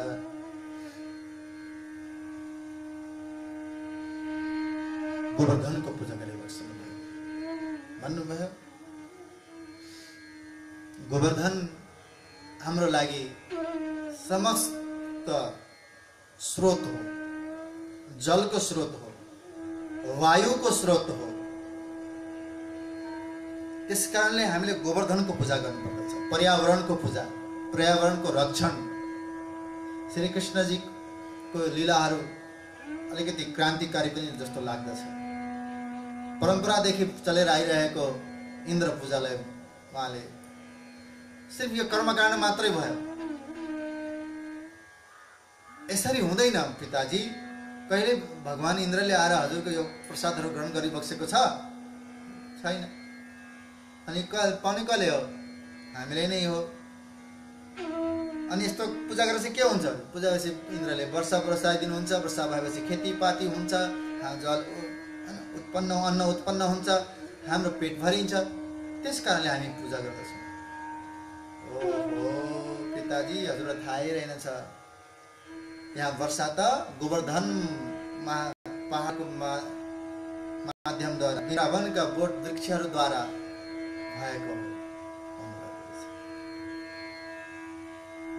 बरु गोवर्धनको पूजा गरौँ न। गोवर्धन पहाडको त्यहाँ भएका वृक्षहरू, लताहरू सबैले हामीलाई कति चिजहरू दिइरहेका छन्। हाम्रो गाईको लागि भोजन, घाँस चारामा आइरहेको छ। हाम्रो लागि जल सञ्चय हुन्छ। त्यो गोवर्धन पर्वतको तलेटीमा जमेर होइन, बर्सातको पानी जमेर अनि हाम्रो धरतीलाई नमी बनाइरहेको हुन्छ। त्यस कारणले हुन्छ। अनि तिम्रो गोवर्धनले चाहिँ अनि यो सबै प्रसाद खान्छन् त भनेर बालकै तरिकाले प्रश्न गर्नुभएछ नन्द बाबाले। अनि श्री कृष्णजीले पनि भनिदिनुभएछ, अवश्य खानुहुन्छ, किन नखानु भनेर भन्नुभएछ। कृष्णजीले सिधै भन्नुभएन पिताजीलाई कि मेरो पूजा गर्नु भनेर। हुन त श्री कृष्णजीले आफ्नो पूजा गर्न खोज्नु भएको हो। श्री कृष्ण जहाँ पनि हुनुहुन्छ, म परमात्मा हुँ, म ईश्वर हुँ, म मेरो पूजा गर, सबैको छोडेर मेरो शरणमा मेरो भक्ति गर भन्नुहुन्छ। तर त्यहाँ पिताजी भएको कारणले सिधै भन्नु भएन, त्यसैले गोवर्धनको भनेर भनिदिनु भयो। आखिरमा गोवर्धन बनेर आफू नै समग्र पूजालाई स्वीकार्ने लक्ष्य राख्नु भएको छ। खानुहुन्छ भन्नुभयो। त ल ठिकै छ, तिमीले धेरै राक्षसहरूबाट हामीलाई बचाएका छौ, ठुल्ठुलो आपत्ति विपत्तिबाट तिमीले नै बचाएका छौ बाबु, तिमीले भनेको अब कसरी नमान्नु, ठिक छ भनेर श्री कृष्णजीले को बात मानिदिनु भयो। र अनि धुमधामसँग गाडाका गाडा लड्डु पेडा आदिहरू बैलगाडामा भरि भरि गोवर्धन भएको ठाउँमा लगेर राखियो। र अनि पूजा सुरु हुन थालियो। पूजा गर्दै जाँदा अनि व्यञ्जन अर्पण गर्ने बेला भयो। श्री कृष्णजी आफै गोवर्धन पर्वत बन्नुभएको छ। यताबाट श्री कृष्णजी एक रूपमा गोवर्धन बन्नुभएको छ, अर्को रूपमा यहाँ कृष्ण रूपमा विराजमान हुनुहुन्छ। भन्नुहुन्छ गोवर्धन महाराजलाई भोग लागिसक्यो, खुवाउनुहोस् अब प्रसाद दिनुहोस् भनेर भन्नु थाल्नुभयो। यतापट्टि टोकरीको लड्डु लिएर आएर भोग अर्पण गर्न थाल्यो। उता गोवर्धन महाराजले भटाभट जति यताबाट दिनुहुन्छ उति सबै रित्याइसक्नुभयो। अनि त्यहाँ भएको ग्वालवारहरू मुखामुख गर्छन्, सबै छक्क पर्छ, यसपालि त हामीले प्रसादै पाइँदैन क्या हो, सधैँ त पेट भरि लड्डु पेडा आदिहरू मिठाई खाइरहेको, यसपालि त पाइँदैन कि क्या भनेर चिन्ता पनि हुन थाल्यो। यो चिन्ता गरिरहेको अवस्थामा एकजना बुढी माताले त साह्रै नै प्रसाद, माताहरू हुन्छन् नि एकदम वृद्ध भइसकेका, उहाँहरूलाई बडा भक्ति हुन्छ, प्रेम हुन्छ। प्रसाद नपाइए त जीवनै बर्बाद भयो भने जस्तो भाव हुन्छ। केही न केही त प्रसाद भगवानको हुनु पर्यो नि, परमात्माको हुनु पर्यो नि भनेर लुसुक्क लड्डु एक दुईवटा झिकिहाल्नु भएछ र अनि आफ्नो पल्टतिर घुसारिहाल्नु भएछ एकजना माताले। तब सबै लड्डु खाइदिनु भयो। कृष्णजीले भन्नुभयो अब त सबै छ अझै छ। अरे माता, तपाईँले पल्टमा राखेको पनि माग्नु, भगवान्ले मागिरहन्छ, दिनु निकाल्नु भनेर निकाल्नु भयो। बिचरा माता बुढी अब मानि नजानी अप्ठ्यारो मान्दै, ल कन्हैया कमसेकम एउटा त भएले छोड्दै हुन्थ्यो नि भन्दै, होइन दिनुहोस् भगवान्लाई भोग राख्नु हुँदैन भाइ, जति सबै खाइसक्नु भयो। होइन गोवर्धन महाराजले श्री कृष्णजी नै आज गोवर्धन पर्वत बनेर सब प्रकारका ती व्यञ्जनहरूलाई स्वीकार गरिदिनु भयो। अनि यसरी पूजा सम्पन्न भयो र यो पूजा सम्पन्न भएको खबर इन्द्रजीलाई पुग्यो। इन्द्रजीको पूजा आज नगरेर गोवर्धन पर्वतको पूजा गरे। अनि गोवर्धन पर्वतले समग्र पूजा सामग्रीहरू, व्यञ्जनहरू, नैवेद्यहरू स्वीकार गरेको कुराहरू पुगे पश्चात इन्द्र त हो, इन्द्र महाराज त हुन्। जहिले पनि यदि हामीले पनि घोर तपस्या गर्न गयौँ भने इन्द्रजीलाई चिन्ता पर्छ। के गर्नु, यो पहिलेका दैत्यहरूले तर्साइरहेको छ। जुन दैत्यहरू तपस्या गर्छ इन्द्रजीलाई नै तारो बनाउँदछ। कतिचोटि इन्द्रजीले स्वर्ग हारिसक्नु भएको छ, स्वर्ग छोडेर भाग्नु परेको छ कतिचोटि। त कसैले भक्ति धेरै गर्यो भने पनि इन्द्रजीलाई पिर पर्छ। र यहाँ त आज साँच्चै इन्द्रजीको पूजै बन्द गराइदिएपछि पिर नपर्ने कुरै भएन, उहाँलाई क्रोध पनि भयो। अनि त अरे बाह्रै मेघलाई बोलाएर समग्र ब्रजमा खन्यो भनेर त्यहाँनिर मेघ वर्षाउन थाल्नु भयो। समग्र मेघहरू आए, मेघराजहरू आए, इन्द्रको आज्ञा पाएर मेघ पुरै वर्षिन थाले। वर्षात, मुसलधार वर्षात 7 दिनसम्म यसरी। अब गाउँ ब्रज सबै डुबिसक्यो। ग्वालहरू भन्न थाले, ब्रजवासीहरू भन्दा कृष्ण तिमीले भनेको मानेर हामीले गोवर्धनको पूजा गरौँ, इन्द्रको पूजा नगरेर इन्द्रजी रिसाएर अब डुबाउने भयो, अब बचाऊ, तिमीले के गर्ने हो भने। अब मैले के गर्न सक्छु र, जाउँ गोवर्धनकै पास, गोवर्धन महाराजकै पास, उहाँको पूजा गरे, उहाँले नै बचाउनुहुन्छ भनेर सब गोवर्धनको तलेटीमा लिएर आएर के गर्ने भन्नु थाल्यो। ल गोवर्धनलाई उचाले छाता बनाएर उडेर बसौँ भनेर भन्नु थाल्यो। अनि सबैले गोवर्धन महाराजलाई उठाउनलाई भन्नुभयो श्रीकृष्णजीले। सबैजना ओर गरेर हात लगाउन थाल्यो।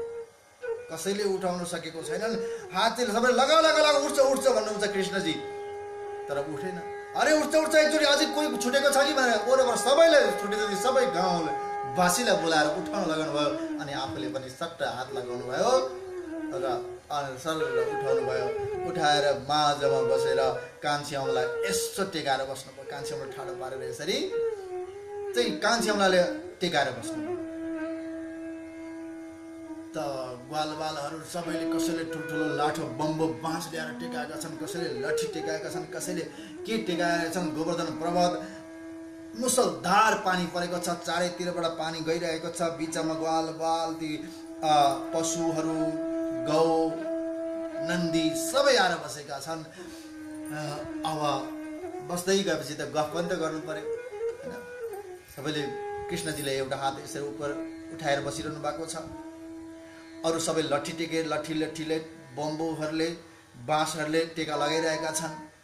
अन्त गफै गफ हुन थाल्यो। अब 7 दिनको कुरा हो, 1 दिनको मात्र हो र 7 दिनसम्म त्यसै त बस्नु त गफ त आदि बोलीचाली त भइहाल्छ नि।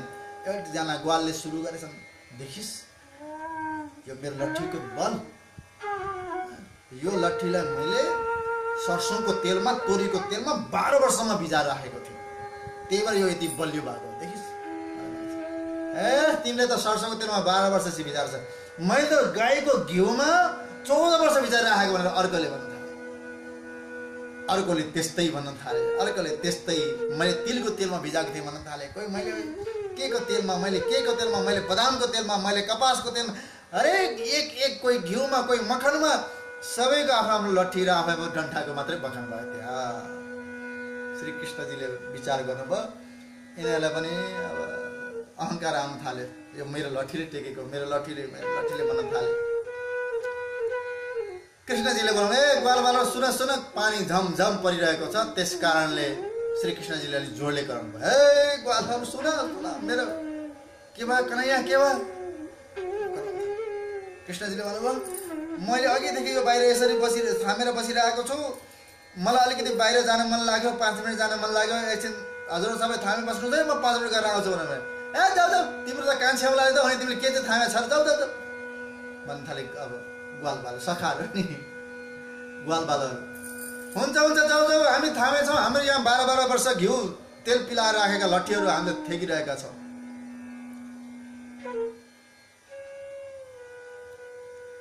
श्री कृष्णजीले ल है त म गएँ है भनेर यसो त्यो औँलालाई माथि राखेको कान्छी औँलालाई जाऊ जाऊ कृष्ण जाऊ भन्दै थिए गालहरू। ल म गएँ, थामिराख्नु है भनेर यसो औँलालाई खुम्च्याएको मात्र के थियो, यो सिधा भएको औँलालाई, कान्छी औँलालाई खुम्च्याउनु मात्र के खोज्नु भएको थियो। सबैको त्यत्रो गोवर्धन पर्वतले थिचिराखेको थिच्दा त त्यो सबैको लट्ठी छ नि, 12 वर्ष 14 वर्ष घिउ र तेलमा डुबाएका लट्ठीहरू त क्राक्रो क्राक्रो क्राक्रो क्राक्रो गर्न थालिहाले। अनि सबैले भनेर बनाउन थाले, रोक्न थाले सबैजनाले। ए कन्हैया पक नजाउ कन्हैया नजाउ भन्न थाले। के भयो? अरे कन्हैया, तिमीले त कान्छी औँलाले के छोडी बित्तिकै त यहाँ त हाम्रो लट्ठीले केही कामहरू नगर्ने भयो, लट्ठी भाँचिने बेला भइसक्यो, भाँचिसक्यो। त्यसैले तिमी नजाऊ, तिमी 5 मिनट गर्नु छ कि जे गर्नु 10 मिनट गर्नु छ, सबै जे हुनु छ यहीँ गर, तर तिमी कहीँ नजाऊ भन्न थाले। कृष्ण कन्हैयाले कि अघिसम्म ग्वालबाल मेरो 12 वर्ष 14 वर्ष 16 वर्ष 20 वर्ष घिउमा डुबाएको तेलमा डुबाएको लट्ठीले थामेको कसले थाम्या छ र भनेर धाक लाउने ग्वालबालहरू एकैछिनमा होसमा आइहाले। हामीले त केही थामेकै रहेनछ प्रभु, जे पनि थामेको छ प्रभु तिमीले नै थामेका छौ। हे कृष्ण, तिम्रो यो कान्छी औँलामा अलिकति खुम्चाउने बित्तिकै सबैको लट्ठीहरू प्राकप्रुक भाँचिन्। नजाऊ भन्न थालिहाले। यस्तै गरी हामी पनि सुन्दर साथी, पुरै जगत हामीले थामे चाहिँ गर्छ कहिले काहीँ। मन नभए त केही हुँदैन भने जस्तो गर्दछ। मन नभए त केही हुँदैन भने जस्तो गर्दछौँ नि हामी, यस्तो लाग्छ। सानो घरमा पनि म भएन भने घर कसरी चल्ला भने चिन्ता लाग्छ। अनि समाजमा समाजसेवीहरू म भएन भने समाजको केही हुँदैन भने जस्तो लाग्छ। संस्थामा त्यस्तै, म भएन भने संस्था के होला संस्थाको भनेर, सबैतिर त्यस्तै छ। यो मैले गरेको नि, यो मबाट भन्छ, यो मेरो 12 वर्षसम्म घिउ पिलाएको लट्ठी भनेको जस्तो नि। त्यो लट्ठी 12 वर्ष 14 वर्षसम्म ग्वालबालको लट्ठी घिउ पिलाएको, घिउमा डुबाएको लट्ठी कसरी कृष्णजीले हात निकाल्न खोज्दा कान्छी आमालाई खुम्चन खोज्दै क्राकुक भाँच्यो, त्यस्तै हामी पनि भ्रममा छौँ। यो मैले गरिँदैछु, मबाट हुँदैछ भनेर वास्तवमा श्रीकृष्णले अलिकति हात झिक्ने हो भने हामी कसैको केही चल्नेवाला छैन। जे गर्ने, गराउने, बोकाउने सम्पूर्ण जति पनि यो भार यो चलिरहेको छ सम्पूर्ण श्रीकृष्णजीमा आधारित छ। श्रीकृष्णजीले नै बोकिरहनु भएको छ, हामीले केही बोकेको छैनौँ। हामी भ्रम गर्छौँ, हामी फकट होटिट्याउले आकाश थामेको जस्तो कुरा गरिरहेका छौँ। त्यो होटिट्याउमा एउटा पक्षी हुन्छ, हजुरहरूलाई थाहा छ कि छैन? त्यसको रुखमा गुण हुँदैन, भुइँमै चौरमै गुण हुन्छ र चौरमै त्यसले अन्डा पार्छ, चौरमै। अनि आकाशमा पानी पर्न लाग्यो, बादलले ग्राङगुङ गर्न थाल्यो भने नि, अनि त्यो आफ्नो भुइँमा आफ्नो बच्चाहरूलाई बचाउन लागि मास्तिरपट्टि यस्तो खुट्टा गर्छ, तलतिरपट्टि गरेर मास्तिरपट्टि खुट्टा गरेर यसरी बस्छ। अनि कसैले सोधेछन्, अरे होटिट्याउ तिमीले यो उत्तानो परेर मास्तिर खुट्टा किन गरेको भनेर भन्दा, अरे तिमीलाई थाहा छैन आकाश खस्न आँट्यो, म थाम्न नगरेको। आकाश खस्न आँट्यो, आकाश खस्ला अनि म थामला भनेर गरेको। आकाश खस्नेवाला छैन, कहिले खस्दैन। होटिट्याउलाई के थाहा? हामीलाई त्यस्तो लाग्दछ यदि मैले गरेन भने आकाश खस्छ जस्तो लागिरहेको छ। मलाई यस्तो लाग्दछ मेरो लट्ठीले थेगिरहेको छ यो पर्वत भने जस्तो लाग्दछ। तर श्रीकृष्णले थेगिरहनु भएको हुन्छ नि, नपत्याउने पाराले श्रीकृष्णले हात झिकिदिनु भने हाम्रो जीवन नयाँ यही डुब्नेछ। हाम्रो जीवन नयाँको तारणहार नै श्रीकृष्ण हो। श्रीकृष्णजीको हात छ, श्रीकृष्णजीको अंश छ त यो बोल्दैछ, यो चल्दैछ, यो दुःख सुखको अनुभव गर्दैछ यसले, हैन? यो शरीरले जुन दिन श्रीकृष्णजीले आफ्नो अंश रूपी हात झिक्दिनुहुन्छ तब यो के? तब यो ढल्दछ, यो मुर्दा हुन्छ। कृष्णजी हुनुहुन्छ त यो जिउँदो छ, आत्मा छ त जिउँदो छ। अनि आत्मा को? कृष्ण हो आत्मा। ममैव अंश जीवलोके जीवभूत सनातन, मेरै अंश हो, मेरो आत्मा रूपमा सबैमा म बसेको हुन्छु अंश रूपले भन्नुहुन्छ कृष्णजी, होइन? त यस्तो लीला गरिबक्सनु भयो। तत्पश्चात धेरै यस्ताहरू लीला छन्, योगी लीला, मनहारी लीला, वैद्य लीला, सुन्दरी लीला, वंशी लीला, कति लीलाहरू छन्। एक लीलाको वर्णन गरेर भने धेरै समय लाग्नेछ। 11 वर्ष 52 दिनसम्म यस्ता लीला गरे पश्चात आज 11 वर्ष पुग्नु भयो।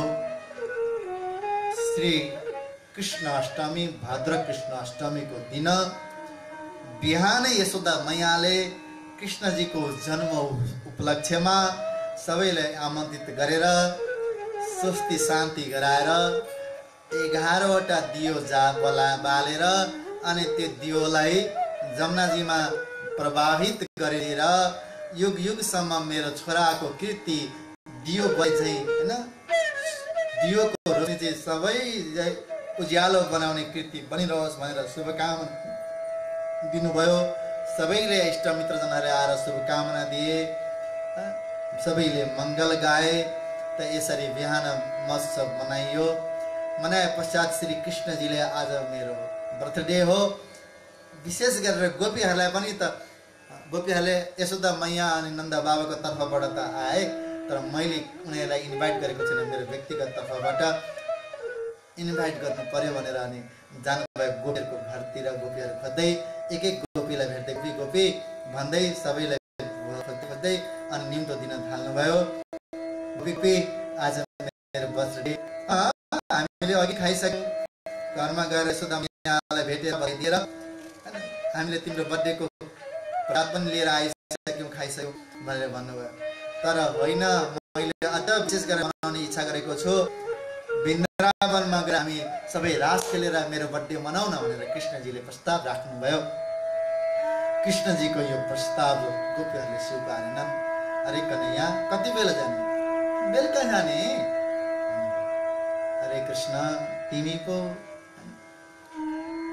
बालक छौ, तिमी यशोदा मैया नन्द बाबा नन्द रायका राजकुमार हौ, तिमीलाई छुट हुन सक्छ। हामी त हेर त, हामी त कसैका बुहारी हौ नि, कसैका छोरी हौ नि, कसैकी आमा हौ नि।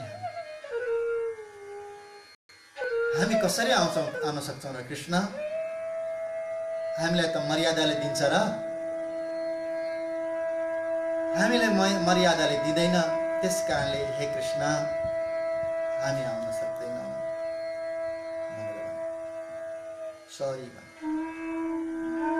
अरे कोसिस त गर भन्नुहुन्छ कृष्णजी, कोसिस त गर। मेरो बर्थडेमा पनि आउँदैनौ? कृष्ण, साँझको समयमा, रात्रिको समयमा हामी वृन्दावन कदापि आउन सक्दैनौँ तिमीले भनेको जस्तो गरेर। नेभर, कदापि असम्भव। हामी कुलवधुवा नारीहरू हौँ, हाम्रो पनि यहाँ सांसारिक धर्म छ, पारिवारिक धर्म छ, मर्यादा छ। कुलको मर्यादा राख्नुपर्छ, हामीले वेदको मर्यादा राख्नुपर्दछ। यसरी राति राति हामी घर छोडेर नि हामीलाई निस्किन इजाजत दिँदैन हाम्रो धर्मले भनेर भन्दै। यस्तो भने पश्चात ल त्यसो भए ठिकै छ, आउँदैनौ भने कृष्ण न्याउरो मुख लगाएर निराश भएर ठिकै छ नि त नआउने भए भन्नुभयो। केही नबोलिकन फर्केर जानुभयो। आजको दिनसम्म जुन श्रीकृष्णजीको नित्य लीलाहरू थिए, गोपीहरूको आफ्नै भाव, गोपीहरूको सबैको इच्छा हुन्थ्यो मेरो घरमा कृष्ण आइदिनुहुन्थ्यो, कृष्ण आइदिनुहुन्थ्यो, एकचोटि सबैको घरमा पुग्नुहुन्थ्यो। गोपीहरू स्पेसली श्रीकृष्णजीको लागि मक्खन बनाएर राख्थे अनि ठान्दथे मैले बोलाएर दिने होइन, उसले आएर चोरेर खाइदियोस् भनेर मान्दथे। श्रीकृष्णजीलाई जबरजस्ती मक्खन चोराउन लगाउँदथे, लुकाएर राख्थे। फेरि यो कृष्णजीको लागि नै हो भनेर मिठो मिठो मक्खन बनाउँथे अनि लुकाएर राखिदिन्थे। कृष्णजी लुकाएर राखेको मक्खनमा चोरेर खाइदिनुहुन्थ्यो अनि केही न केही ठट्टोली गरिदिएर जानुहुन्थ्यो। यही क्रम जहिले पनि चल्थ्यो। त्यसैले श्रीकृष्णजीलाई चोर भनिएको हो नि। मक्खन धेरै चोर्नु भएको छ। ब्रजे प्रसिद्धं नवनीत चौरम गोपांगनाना चदुकुल चौरम अनेक जमार जित पाप चौरम चौराग्रगण्यं सततं नमामि। ब्रजे प्रसिद्धम नवनीत चौरम, ब्रजमा प्रसिद्ध भएका, नवनीत भनेको नौनी, नौनी चोर्नमा प्रसिद्ध भएका श्री कृष्णजी नाकि नौनी मात्रै होइन, उनी त अनेक जन्म आर्जितम, अनेक जन्म जन्ममा आर्जन गरेका पाप पनि छोड्नु। जसरी गोपीहरूले लुकाएर राखेको नौनी चोर्नु भएको छ नि, त्यसरी नै हामीले पनि आफ्नो हृदयभित्र लुकाएर राखेको पापलाई स्वाट्टै चोर्दिनु थाहै नपाइकन। हामीले गर्ने पापलाई पनि त लुकाउने गर्दछ। पुण्य गर्यो प्रचार गर्छ।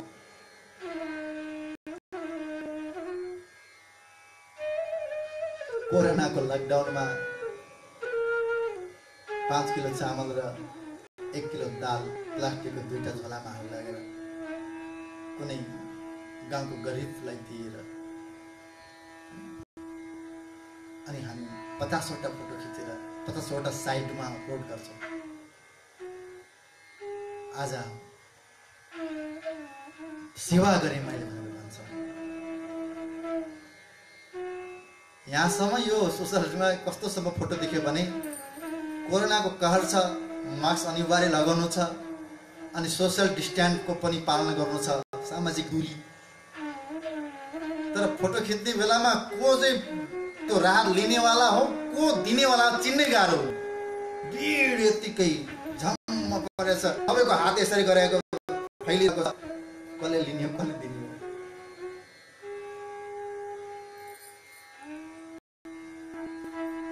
यो प्रसङ्गमा जे आएको छ त्यो कतै मिल्न गएमा श्रमिक मात्रै भनेर बुझ्नुपर्छ। यो त अहिले तत्काल भएको भएर मात्र आएको, यस्तो धेरै छ। म आफै पनि मैले यति पाठ गरेँ, पुरै लकडाउनभरि 4 महिनाभरि मैले यति पाठ गरेँ, यति जप गरेँ भनेर म भन्न सक्छु। मैले भनिरहेकै छु। मैले यति तीर्थ गरेँ, यति व्रत गरेँ, यति जप गरेँ, यति लाख गरेँ, यति उल्लास गरेँ, यो प्रचार मैले गर्न सक्छु। मैले भन्छु, माइकबाट भन्न सकिन्छ, ए फलाना महाराजले यस्तो तप गर्नुभयो, उठ्दै नउठिकन चाहिँ पाठ सक्नुभयो पनि भनिन्छ। तर कतै सुन्नुभएको छ हजुरहरूले मैले यति पाप गरेँ भनेर बखान गरेको, पापको कुरा गरेको, मैले यति भुल गरेँ, यति गल्ती गरेँ, मबाट यस्तो भएको छ भनेर कसैले भनेको सुनेको छ? अपराधीलाई पनि अपराध स्वीकार्नको लागि कति टर्चर गर्नुपर्दछ, कति उसलाई तनाव दिनुपर्दछ, बल्ल उसले हो प्रभु यो दुःख सहन भन्दा बरु हो भन्छु भनेर हो भनेर स्वीकार्दछ। जबरजस्ती स्वीकार्न लाउनु पर्ने हुन्छ। तर सजिलै कसैले पनि स्वीकार्दैन। पापको प्रचार कसैले गर्दैन। पापलाई त सकेसम्म, अपराधलाई सकेसम्म लुकाउने प्रयत्न गर्दछ अनि राम्रो कुराको सबैले प्रचार गर्ने गर्दछ। तर राम्रो कुराको प्रचार गर्दा बाँडिन्छ, झन् धेरै बाँडिन्छ। विधान यस्तै हो, परमात्माले बनाएको विधान हामीले बनाएको हो र हामीले संविधान बनाए जस्तो बनाएको हो र हामीले जे भन्यौँ त्यही हुने? यो त उहाँले बनाएको। सृष्टि गर्नुभन्दा अगाडि नै यस्तो यस्तो एउटा विधान बनाइ बस्नु भएको छ सृष्टिलाई चलाउनको लागि। त्यो प्राकृतिक जुन एउटा कुदरती जो विधान छ, त्यो कतै गरे पनि त्यो मेटिँदैन, त्यो बदलाउन सक्दैन कसैले पनि। विधिको विधानलाई कसैले पनि त्यसलाई बदल्न सकिँदैन। जे हुनु छ, जे विधानमा छ त्यो भएरै छाड्छ। अनि पुण्य कुराहरू बाँडिन्छ, भन्दा पनि बाँडिन्छ, नभने पनि त्यो स्वाभाविक रूपमा बाँडिन्छ। पाप करे सो करे ओ भुगते, पुण्य में सब भागीदार, ये कैसा व्यवहार। कस्तो यो व्यवहार हो? पाप गरे जसले उसले भोग्ने, पुण्यमा चाहिँ सबैलाई अंश लाग्ने, पुण्य भाग लाग्ने हैन। हाम्रो त एकजनाले मैले कृष्ण भक्ति गरेँ, अब मेरो 21 कुल तर्छन् भनेर विश्वास छ। हाम्रो चाहिँ भाग लाग्छ, पुण्य भाग लाग्छ। तर पाप लाग्दैन। श्रीमतीलाई पाल्नको लागि चोरी गर्न गयो अनि मरे पश्चात यमदूत लिन आए। मैले भने मैले यो पाप त यही श्रीमतीको लागि गरेको, यिनलाई पनि सँगै लैजाऊ भने त जसले गर्यो उसले भोग्नुपर्छ, भागीदार छैन। श्रीमती पनि भन्छ मैले लिन गएको, मैले चोरेर गएको र उनी पनि छोडिदिन्छ। यहाँ छोरा छोरीको लागि, श्रीमतीको लागि, श्रीमानको लागि, मातापिताको लागि, कसैको लागि पनि कुनै पनि अपराध कार्यमा संलग्न हुन्छ, पाप कार्यमा संलग्न हुन्छ भने जसले गरिन्दछ उसैले भोग्नु पर्दछ। तर पुण्य गरियो भने सबैलाई त्यसको पुण्यको फल मिल्दछ, राम्रोको सबैलाई शुभ फल मिल्दछ।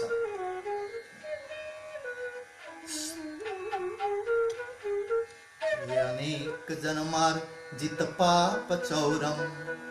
त यो अनेक जन्ममा आर्जित गरिएको पाप जो हामीले लुकाइराखेको हुन्छौँ, हामी प्रचार गर्न चाहँदैनौँ, देखाउन चाहँदैनौँ। अरूलाई किन भन्नु पर्यो? फेसबुक लाइभमा किन भन्नु पर्यो र होइन? कथामा किन भन्नु पर्यो? किन लेख्नु पर्यो र? भगवानको मन्दिरमा आएर, परमात्माको मन्दिरमा आएर श्री धनीजीको चरण समातेर म बढी भन्न सके पनि धेरै हल्का छ। परमात्मासँग आएर मन्दिरमा आएर प्रस्ताव गरेर मबाट यो अब दोहोऱ्याउने छैन, प्रभु माफ गरी बक्सनुहोस् भनेर उहाँको सेवामा समर्पित रहनु। तर यो यति पनि हामीलाई हुँदैन, यति पनि हामी गर्न सक्दैनौँ भने अनि परमात्मा त के गर्नु? फेरि परमात्मालाई हाम्रो धेरै माया लाग्छ। भले हामीले पाप गर्दै गए तापनि परमात्मा श्री कृष्ण यति कृपालु हुनुहुन्छ, यति दयालु हुनुहुन्छ। अनायासै हामीलाई थाहै नपाइकन हामी भित्रको पापलाई चोरिदिनुहुन्छ, हरण गरिदिनुहुन्छ, चोरेर लगिदिनुहुन्छ। अनेक जन्मार जित पाप चौरम, अनेक जन्ममा आर्जन गरिएको पापलाई चोरिदिनुहुन्छ, हरण गरेर लगिदिनुहुन्छ। यस्तो श्री कृष्णजीलाई नमान्नु। यस्ता श्री कृष्णजी मक्खन चोरीलाई गर्नुहुन्थ्यो। यसरी मक्खन चोरी गरेर पनि गोपीहरूलाई प्रसन्न बनाउनुहुन्थ्यो। आज श्री कृष्णजीसँग अब श्री कृष्णजीले बिस्तारै बोलीचाली बन्द गर्नुभयो, आउनै छोड्नु भयो। मक्खन पनि अब उहाँले खान छोडिदिनु भयो। गोपीहरूलाई बडा असह्य पीडा हुन थाल्यो। जन्माष्टमीको दिनदेखि यो घटना घटे पश्चात नवमीको दिनदेखि बोलीचाली बिस्तारै कम हुँदै गयो। बोल्न ठ्याक्कै छोडिदिनु भएको। 52 दिन भयो। 52 दिनसम्म भदौ असोजको पूर्णिमासम्म यसरी बोलीचालो बन्द। श्री कृष्णजी कति बेला गाई चराउन जानुहुन्छ, कति बेला गाई चराएर फर्केर आउनुहुन्छ, त्यो पनि गोपीहरू थाहा हुन छोड्यो। किनकि श्री कृष्णजीले भन्नुभयो यशोदा मैयालाई, यशोदा माता माता, अब यो मेरो पाउमा लगाइएका पैजनी, पाउमा लगाउने यो जो पायल छन्, यो घुँघुरो छन्, काबी छन्, कडला छन्, यी सब अब भयो म लाउँदिनँ, अब म ठुलो पनि भएँ, म लाउँदिनँ भनेर खोलिदिएर दिनुभयो माताजीलाई। कन्हैया लाउ न लाउ, होइन माताजी अब बस भयो, सबै खोलेर यसो मैयालाई दिनुभयो। किन दिनुभयो भने यो जब श्री कृष्णजी हिँड्नुहुन्छ, एउटा गोडा अलिकति छोटो कन्हैया जो हुनुहुन्छ भएको कारणले उहाँको चाल सबैले थाहा पाउँछन्। थाहा पाएपछि लुकी घरको एउटा कापमा लुकेर श्री कृष्णजीलाई दर्शन गर्दा रहेछन्, एउटा दिवालमा लुकेर दर्शन गर्दा रहेर पनि शान्ति हुँदा रहेछन् गोपीहरू। यो कृष्णजीले थाहा पाउनुभयो अनि मलाई म अझ गोपीहरूलाई तडपाउँछु भन्ने विचार गरेर सबै खोलेर दिनुभयो। अब त श्री कृष्णजी नाङ्गो पाउ, न पाउमा पैजनी छ, न पायल छ, न त कुनै घुँघुरो छ, न झाँझरी छ, कहिले बज्दैन। नबजेपछि गाईको माझमा, गाईको झुन्डहरूमा बिचमा बसेर कति बेला छड्केर जानुहुन्छ। साँझमा पनि गाई लिएर आउँदा कहाँनिरबाट कति बेला छिरेर जानुहुन्छ, घर पुग्नुहुन्छ। गोपीहरूले थाहा पाउनै छोडे। गोपीहरू त विरहको अग्निमा झन् साह्रो तड्पिन थाले। पानी बिनाको माछा जस्तो कृष्णजीलाई देख्दा झन् तड्पिन थाले। यसरी 52 दिनसम्म गोपीहरू तड्किरहेका थिए। जति श्री गोपी तड्किएका छन् त्यति नै धेरै, त्योभन्दा कयौं गुणा धेरै श्री कृष्णजी आफै पनि तड्किनु साँच्चै।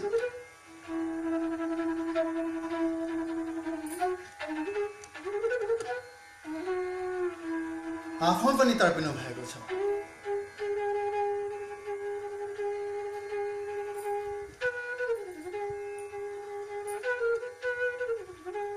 बाउन्न दिनसम्म यसरी यही लीला चल्दै गयो। ज्यारे बछडालाई वन पधारे ત્યારે रोवन्त दिन जाए। श्री कृष्णजी बाछा चराउन गाई बाछा लिएर जाँदा रुँदा दिन जान्दथ्यो गोपीहरूको। आज श्री कृष्णजी वनमा जानुभयो, दर्शन पाइएन। साँझ पर्यो, फर्केर आउँदा दर्शन पाइन्छ भने तर पनि दर्शन पाइएन।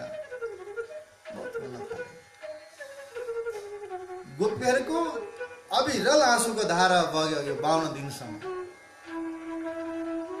आज पूर्णिमाको दिन छ। बिहानै श्री कृष्णजी गाई चराउन जानुभयो। अब बाछा चराउने नै गाई, ठुलो गाई सुदामा, बलदाउ आदि साथीहरूको साथमा गाई चराउन जानुभयो। गाई दिनभरि चरे पश्चात साँझ पखाओ फर्केर आउने बेला भयो। बलदाउलाई भन्नुभयो कन्हैयाले, हे दाउ हजुर अगाडि गई बक्सियोस्, म पछाडिबाट धपाएर आउँछु गाईलाई। तब बलदाउ अगाडि, कृष्ण पछाडि अरू पनि थिए, कल्याणजी वगेरा पनि थिए। उहाँहरूलाई सुदामा आदि पनि थिए। उहाँहरूलाई भन्नुभयो, हे कल्याणजी म बलदाउजी भए ठाउँमा अगाडि जान्छु, तिमीहरू पछाडिबाट धपाएर लिएर आउनु है भनेर त्यहाँबाट पनि अगाडि आउनुभयो। अनि न अगाडि न पछाडि बिचबाट यस्तो छड्किनु भयो। कदमको रुख थियो, त्यो कदमको रुखमा आड लागेर बस्नुभयो र त्यसै कदमको रुखमा आड लागेर बस्नुभयो। यता ग्वालबालहरू, बलदाउहरू सबै गाई लिएर आए। बलदाउ सम्झिनुहुन्छ कृष्णजी पछाडि छन्, पछाडि हुने कल्याणजी वगेराहरू सम्झिनुहुन्छ कृष्णजी अगाडि हुनुहुन्छ भनेर यसरी उहाँहरू जानुभयो। गए पश्चात साँझ परिसकेको छ। अब श्री कृष्णजीले ती गोपीहरूलाई बोलाउने प्रयत्न गर्नुभयो र योगमायालाई आज्ञा गर्नुभयो। योगमायालाई सम्झिनुभयो, हे योगमाया प्रकट हो भनेर योगमाया प्रकट हुनुभयो, योगमाया देवी। त अनि योगमाया देवी प्रकट हुने बित्तिकै भन्नुभयो भगवानले, परमात्माले, श्रीराजजीले, जसले सुन्नु भएको छ सबैले आफ्नो आफ्नो भाषाबाट बुझ्नु होला, उहाँले भन्नुभयो कि हे योगमाया, गोकुल जाऊ अनि ती मेरा सखीहरूलाई सबैले बोलाएर लिएर आज्ञा दिनुहोस्। हस् प्रभु, जो आज्ञा भनेर योगमाया गए। योगमाया त मनभन्दा छिटो, मनको वेगभन्दा छिटो उनको वेग छ। यति छिटो वेग छ, यो नामै त योगमाया। जे पनि गर्न सक्नुहुन्छ त्यस्तो परमात्माको माया, परमात्माको शक्ति हो योगमाया। गए कृष्णजीलाई लाग्यो कहिले योगमाया जालिन्, कति हतार भएको छ कृष्णजीलाई। हेर्नुहोस् है, यस्तै हुन्छ प्रेममा।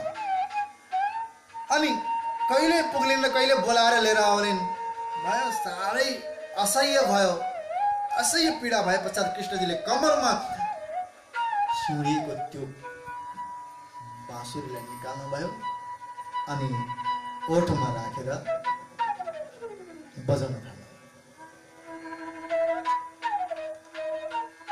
श्री कृष्णजीले जसरी ओठमा राखेर बाँसुरी बजाउन थाल्नु भयो, त्यो बाँसुरीको धुन सिधै ब्रज गाउँमा पुगेर ब्रजको गोपीको घरमा गोपीको कानमा गएर ठोकियो। यस्तो बाहिर ठोकियो कि आज मलाई नि श्री कृष्णजीले बोलाउनु भएको छ, नाम लिली बोलाउनु भएको छ मेरो परमात्माले। 52 दिनसम्म नबोलिएको श्री कृष्णजीले आज नाम लिएर हे कमला, हे इन्दिरा, हे सुन्दरी, इन्द्रावती भनी भनी बोलाउनु भएको छ। यसरी बोलाएको सुने जसले सुने, जुन जुन अवस्थामा थिए त्यही अवस्थामा सुन्ने बित्तिकै दौडिएको प्रसङ्ग छ। साजी तहाँ जाए के बिन बजाई सखिया सर्वे लई बुलाई। सबै सखियालाई बेन बजाएर बोलाउनु भयो। तामसिया स्वतसिया चले, राजसिया चले, स्वतसिया सरी छोड़ के मिले। जो तामसी सखीहरू थिए ती तामसी सखीहरू कसरी मिले रे भने, सुने नि बाँसुरी बज्यो हैन, बाँसुरी बज्यो, बाँसुरीको धुन सुन्ने बित्तिकै कोही सखीहरू के गर्दै थिए, संजाने समय बेण वायो कहीं बिन्द्रावन मुन्झार यिनी समय सो उहु मुक्यो तेनी आडो न आव्य संसार। साँझको समयमा बन्सी बज्यो, बन्सी बज्ने बित्तिकै जस्तो थियो त्यस्तै उभा उभा भनेको खडे खड हैन, जस्तो थियो त्यस्तै छोडेर ए तामसी सखीहरू थिए। नहीं तो कुलावली अब हुतो नत्र कोलाहल यस्तो थियो, पण चित्रण बेध्यारे प्रमाण। त्यो हल्ला खल्ला बाँसुरीको धुन यस्तो थियो, उनीहरू जाँदाखेरि त्यहाँ अरू अन्यले पनि कोलाहल मचायो होला, तर चित्तमा त परमात्माको त्यो प्रेम बाण लागेको छ। कसैको नसुनिकन दौडे सिधै साथ। सम्पूर्ण त्यति बेला साथी, सुन्दर साथी जो सखीहरू छन् उनीहरूले त त्यो भेड सुने, कानमा जुन भेडु सुने, आफूलाई बोलाएको नाम सुने। साथ सोहे बेण सामल्यो बिजो श्रवण तणो गुण जान। अरूले चाहिँ कानको सुन्ने धर्म हो, त्यही भएर मिठो धुन बजिरहेछ भने मात्रै सुने, तर सखीहरूले चाहिँ के सुने, भेडु सुने, मतलब बोलाइएको आवाज सुने, आफूलाई पुकारेको आवाज सुने। अनि जुन अवस्थामा थियो त्यही अवस्थामा दौडे। कोही सखीरे होती गाई दुहती दूध घुडियो रे हातमा हे एणे समय बेण थई बल्ल भने पडी गयो घोडियो तिनी ताए। कोही सखीहरू के गर्दै थिए, गाई दुहुँदै थिए, गाई दुहुँदै थिए। साँझसम्म वनबाट गाई चराएर लिएर आएको अनि गाई दुहुँदै थिए। गाई दुहुँदा दुहुँदै कृष्णजीको बंशीको धुन कानमा के पर्यो, त्यतिकै छोड्दै त्यो दुधको ढुङ्ग्रो, दुधको बाल्टिन त्यहीँनिर छोड्दै दुध सबै घोप्ट्यो त्यहाँ। अनि उनी चाहिँ दौडे आज मेरो परमात्माले मलाई बोलाउनु भयो भनेर पडी गयो घोडियो तेडी ताए, त्यहीँ छोडेर लडे।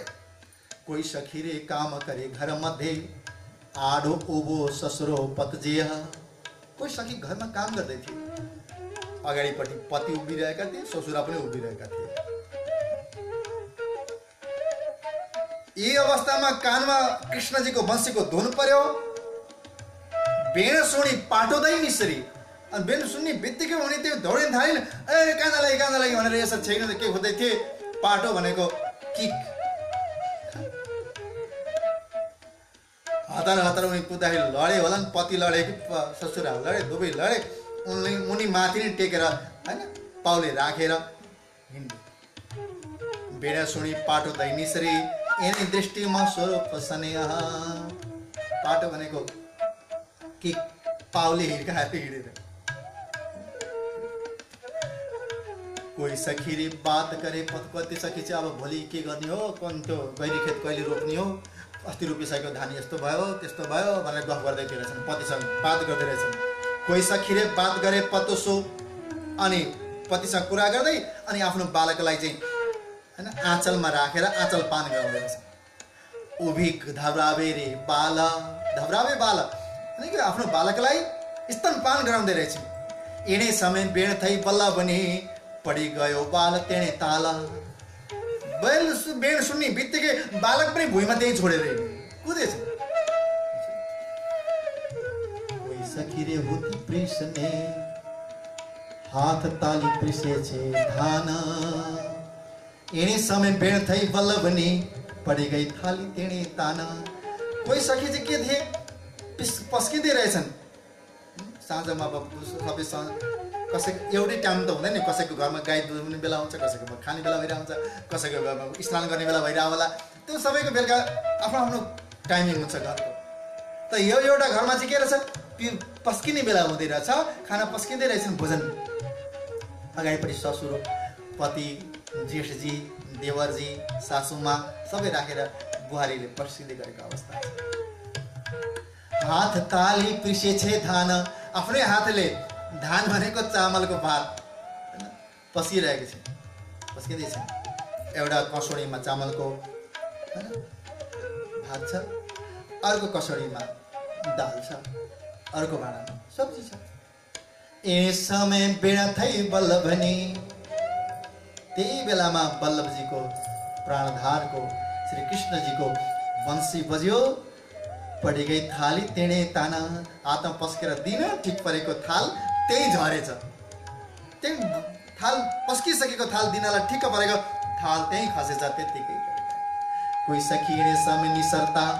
त्यही बेलामा त्यसरी निस्किँदाखेरि कति सखी पस्केर दिइसकेका छन्। अनि निस्किने बेलामा अगाडिपट्टि पस्किने ठुलो भोजन बनाउने भाँडा राखेको हुन्छ। कसौडी दुईटा कसौडी राखेका थिए होला हैन। यही बेलामा श्री कृष्णजीको वंशी बज्यो। अनि बसी बज्ने बित्तिकै निस्केर दौडिन खोज्दा एउटा पाउ एउटा भातको कसौडीभित्र सुत्तै पसेछ। अर्को पाउ अर्को दालको कसौडीभित्र पसेछ। अब तातो तातो भात, तातो तातो दाल। पाउ कति पोले होला, तर पोलेन, केही थाहै छैन। अनि दौडिने भएको दुवै भातको र दालको कसौडी नै। त्यो कसौडी त यहाँले बुझ्नुभएको होला। अहिले पो कुकुर आयो त। पहिले कुकुर नआउँदाखेरि कसौडीमै भोजन बन्ने गर्दथ्यो।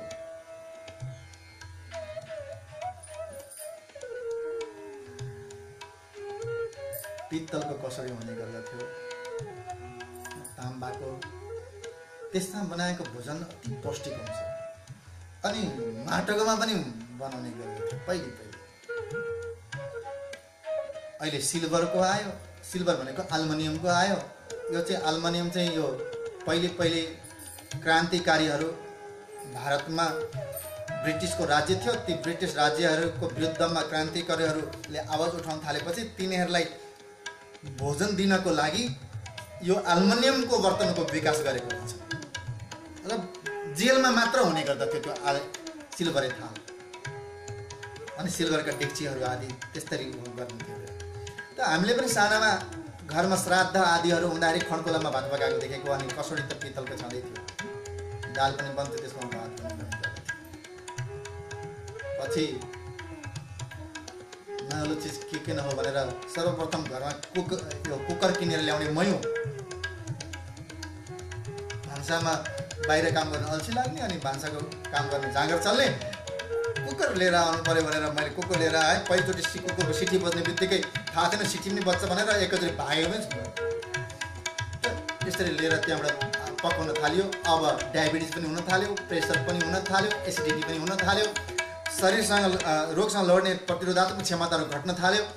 त यसरी रोगी हुँदै गइयो। त्यो सिल्भरमा पकाएको भोजनले हाम्रो रोगसँग लड्ने शक्तिलाई नष्ट गर्दो रहेछ।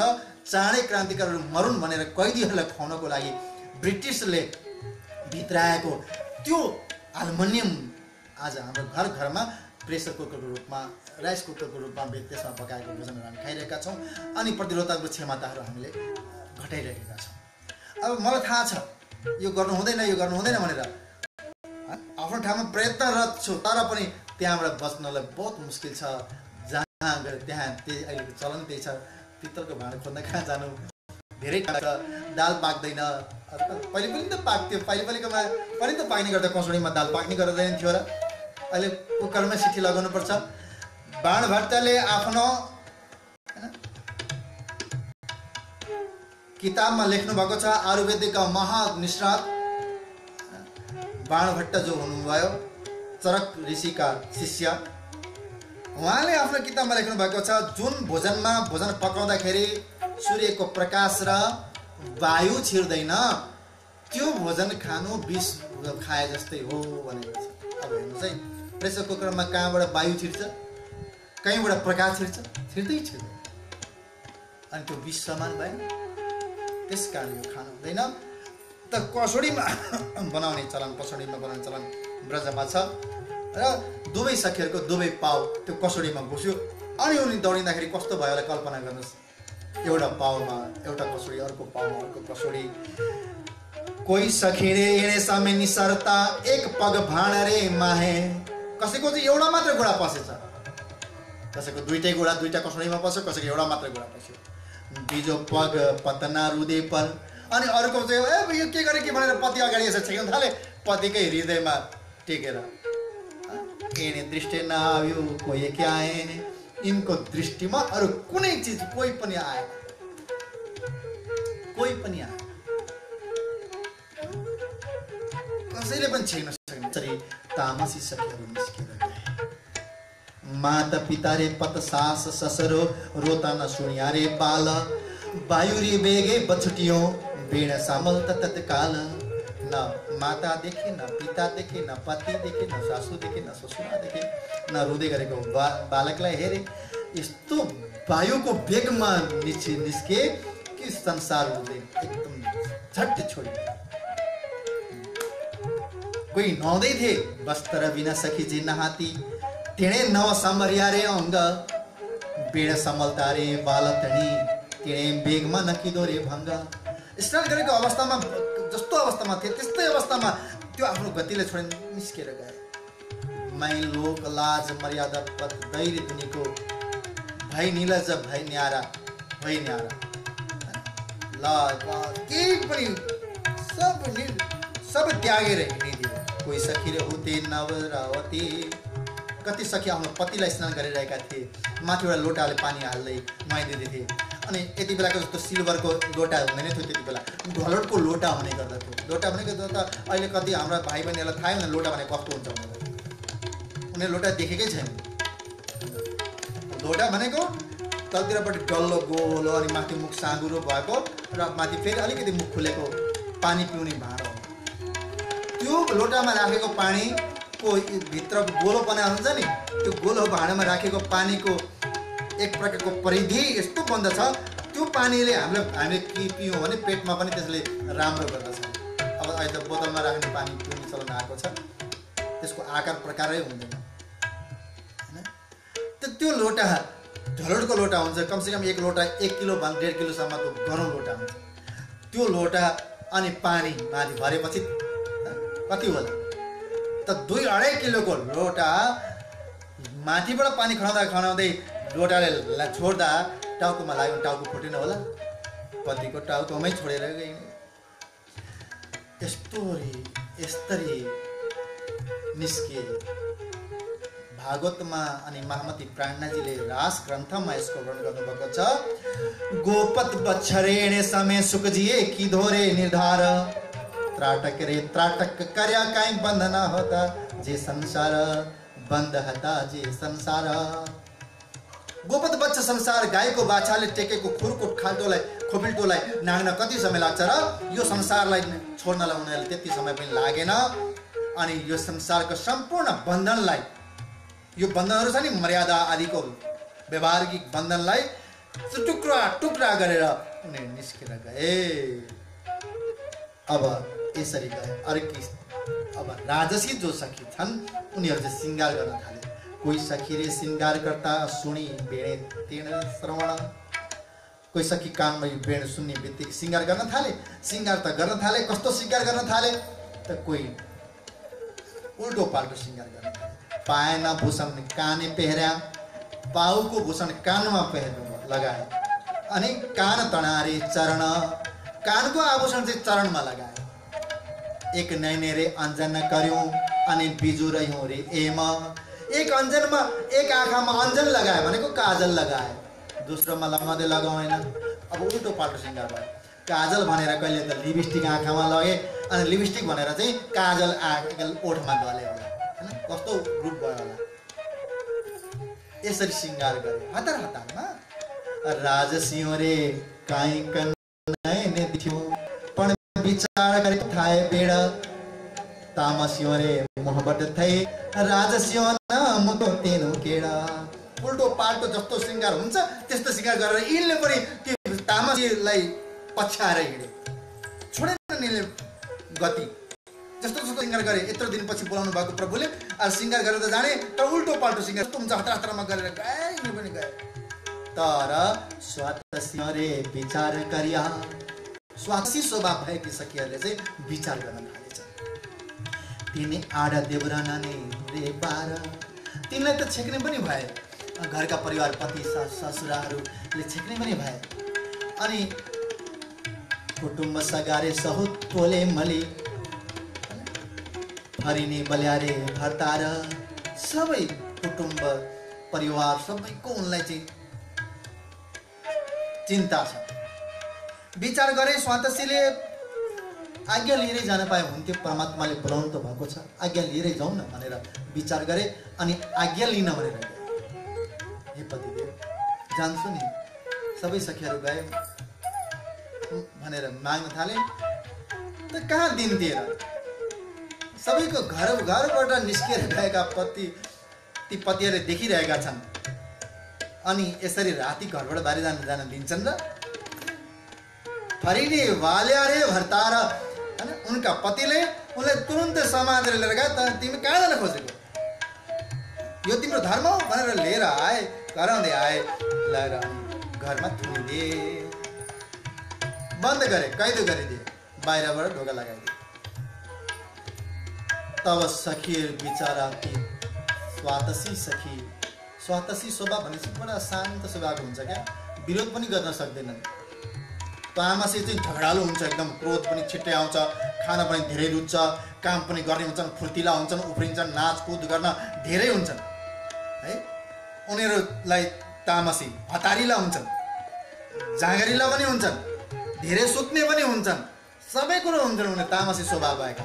राजसी त्योभन्दा अलिक कम, खानापिनामा धेरै रुचि गर्ने, श्रृङ्गारमा रुचि राख्ने, यस्तै खालको हुन्छ राजसी उनीहरू पनि। तर स्वातसी चाहिँ बिल्कुल शान्त स्वभावका हुन्छन्। शान्त स्वभावका भएको कारणले उनीहरूले त आफूमाथि अत्याचार भएको पनि विरोध गर्न सक्दैनन्, किनकि उनको स्वभावै त्यस्तो हुँदैन। त यही स्वभावको कारणले उनका पतिहरूले उनीहरूलाई घर घरमा लगेर थुनिदिए पश्चात भित्र विचार गर्छन्। त्यारे मनमा है विचार करियो, एक कहाँ आडा थाए दुर्जन, मनमा विचार गर्न थाले यी दुर्जनहरू किन आडा बन्न थालेका छन्, पर्दा बनिरहेका छन्। यी मेरा जन होइनन्, सोजन होइनन्, दुर्जनहरू। सोजन चाहिँ को त भन्दा जसले आफूलाई स्वीकारिरहेको छ, आफ्नो जो हो वास्तविक म को हुँ, म शरीर होइन, म स्त्री होइन, म पुरुष होइन, म ब्राह्मण, म क्षेत्री, म शूद्र, म वैश्य, म काले, म गोरे, म होचे, म अग्ले, म चुच्चे, म नेप्टे, म चेप्टे, म कोल्टे, यो फलाना यो जे पनि यो म होइन। म चाहिँ के त म त शुद्ध आत्मा हुँ, बुद्ध आत्मा हुँ, सनातन आत्मा हुँ। त्यो आत्मा चाहिँ के त भन्दा परमात्माको अंश हो। मामै वंश जीव लोके जीवभूत सनातन। म त्यो हो नि त, हो त्यो म जसले मलाई चिन्यो त्यही चाहिँ स्वस्थ भयो। अनि त्यो जो स्वस्थ अवस्थामा बस्दछ उसले आफ्नो आफू जस्तै अर्को आत्मालाई पनि देख्दछ भने त्यो आत्मा चाहिँ उसको लागि स्वजन हो।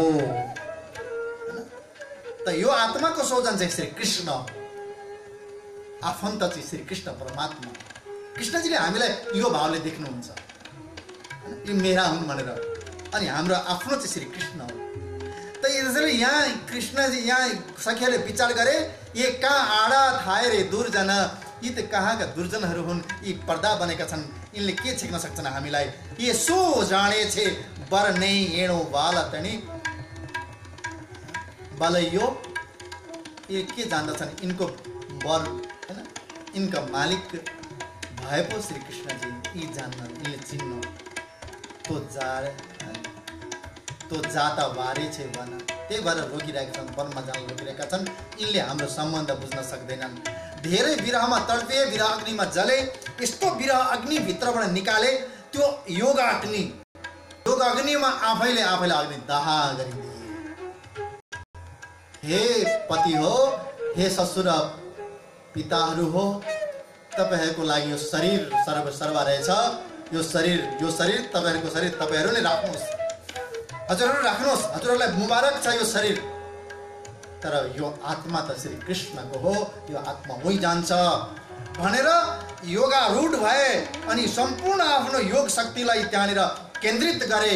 अनि विरहको यस्तो अग्निमा झले कि उनीहरू त्यो शरीरलाई त्यहीँ त्यागिदिएर, शरीरलाई त्यहीँ भस्मसात बनाइदिएर आफ्नो आत्मा निक्लेर आत्माको माध्यमद्वारा वृन्दावनको श्री कृष्णमा पुगे।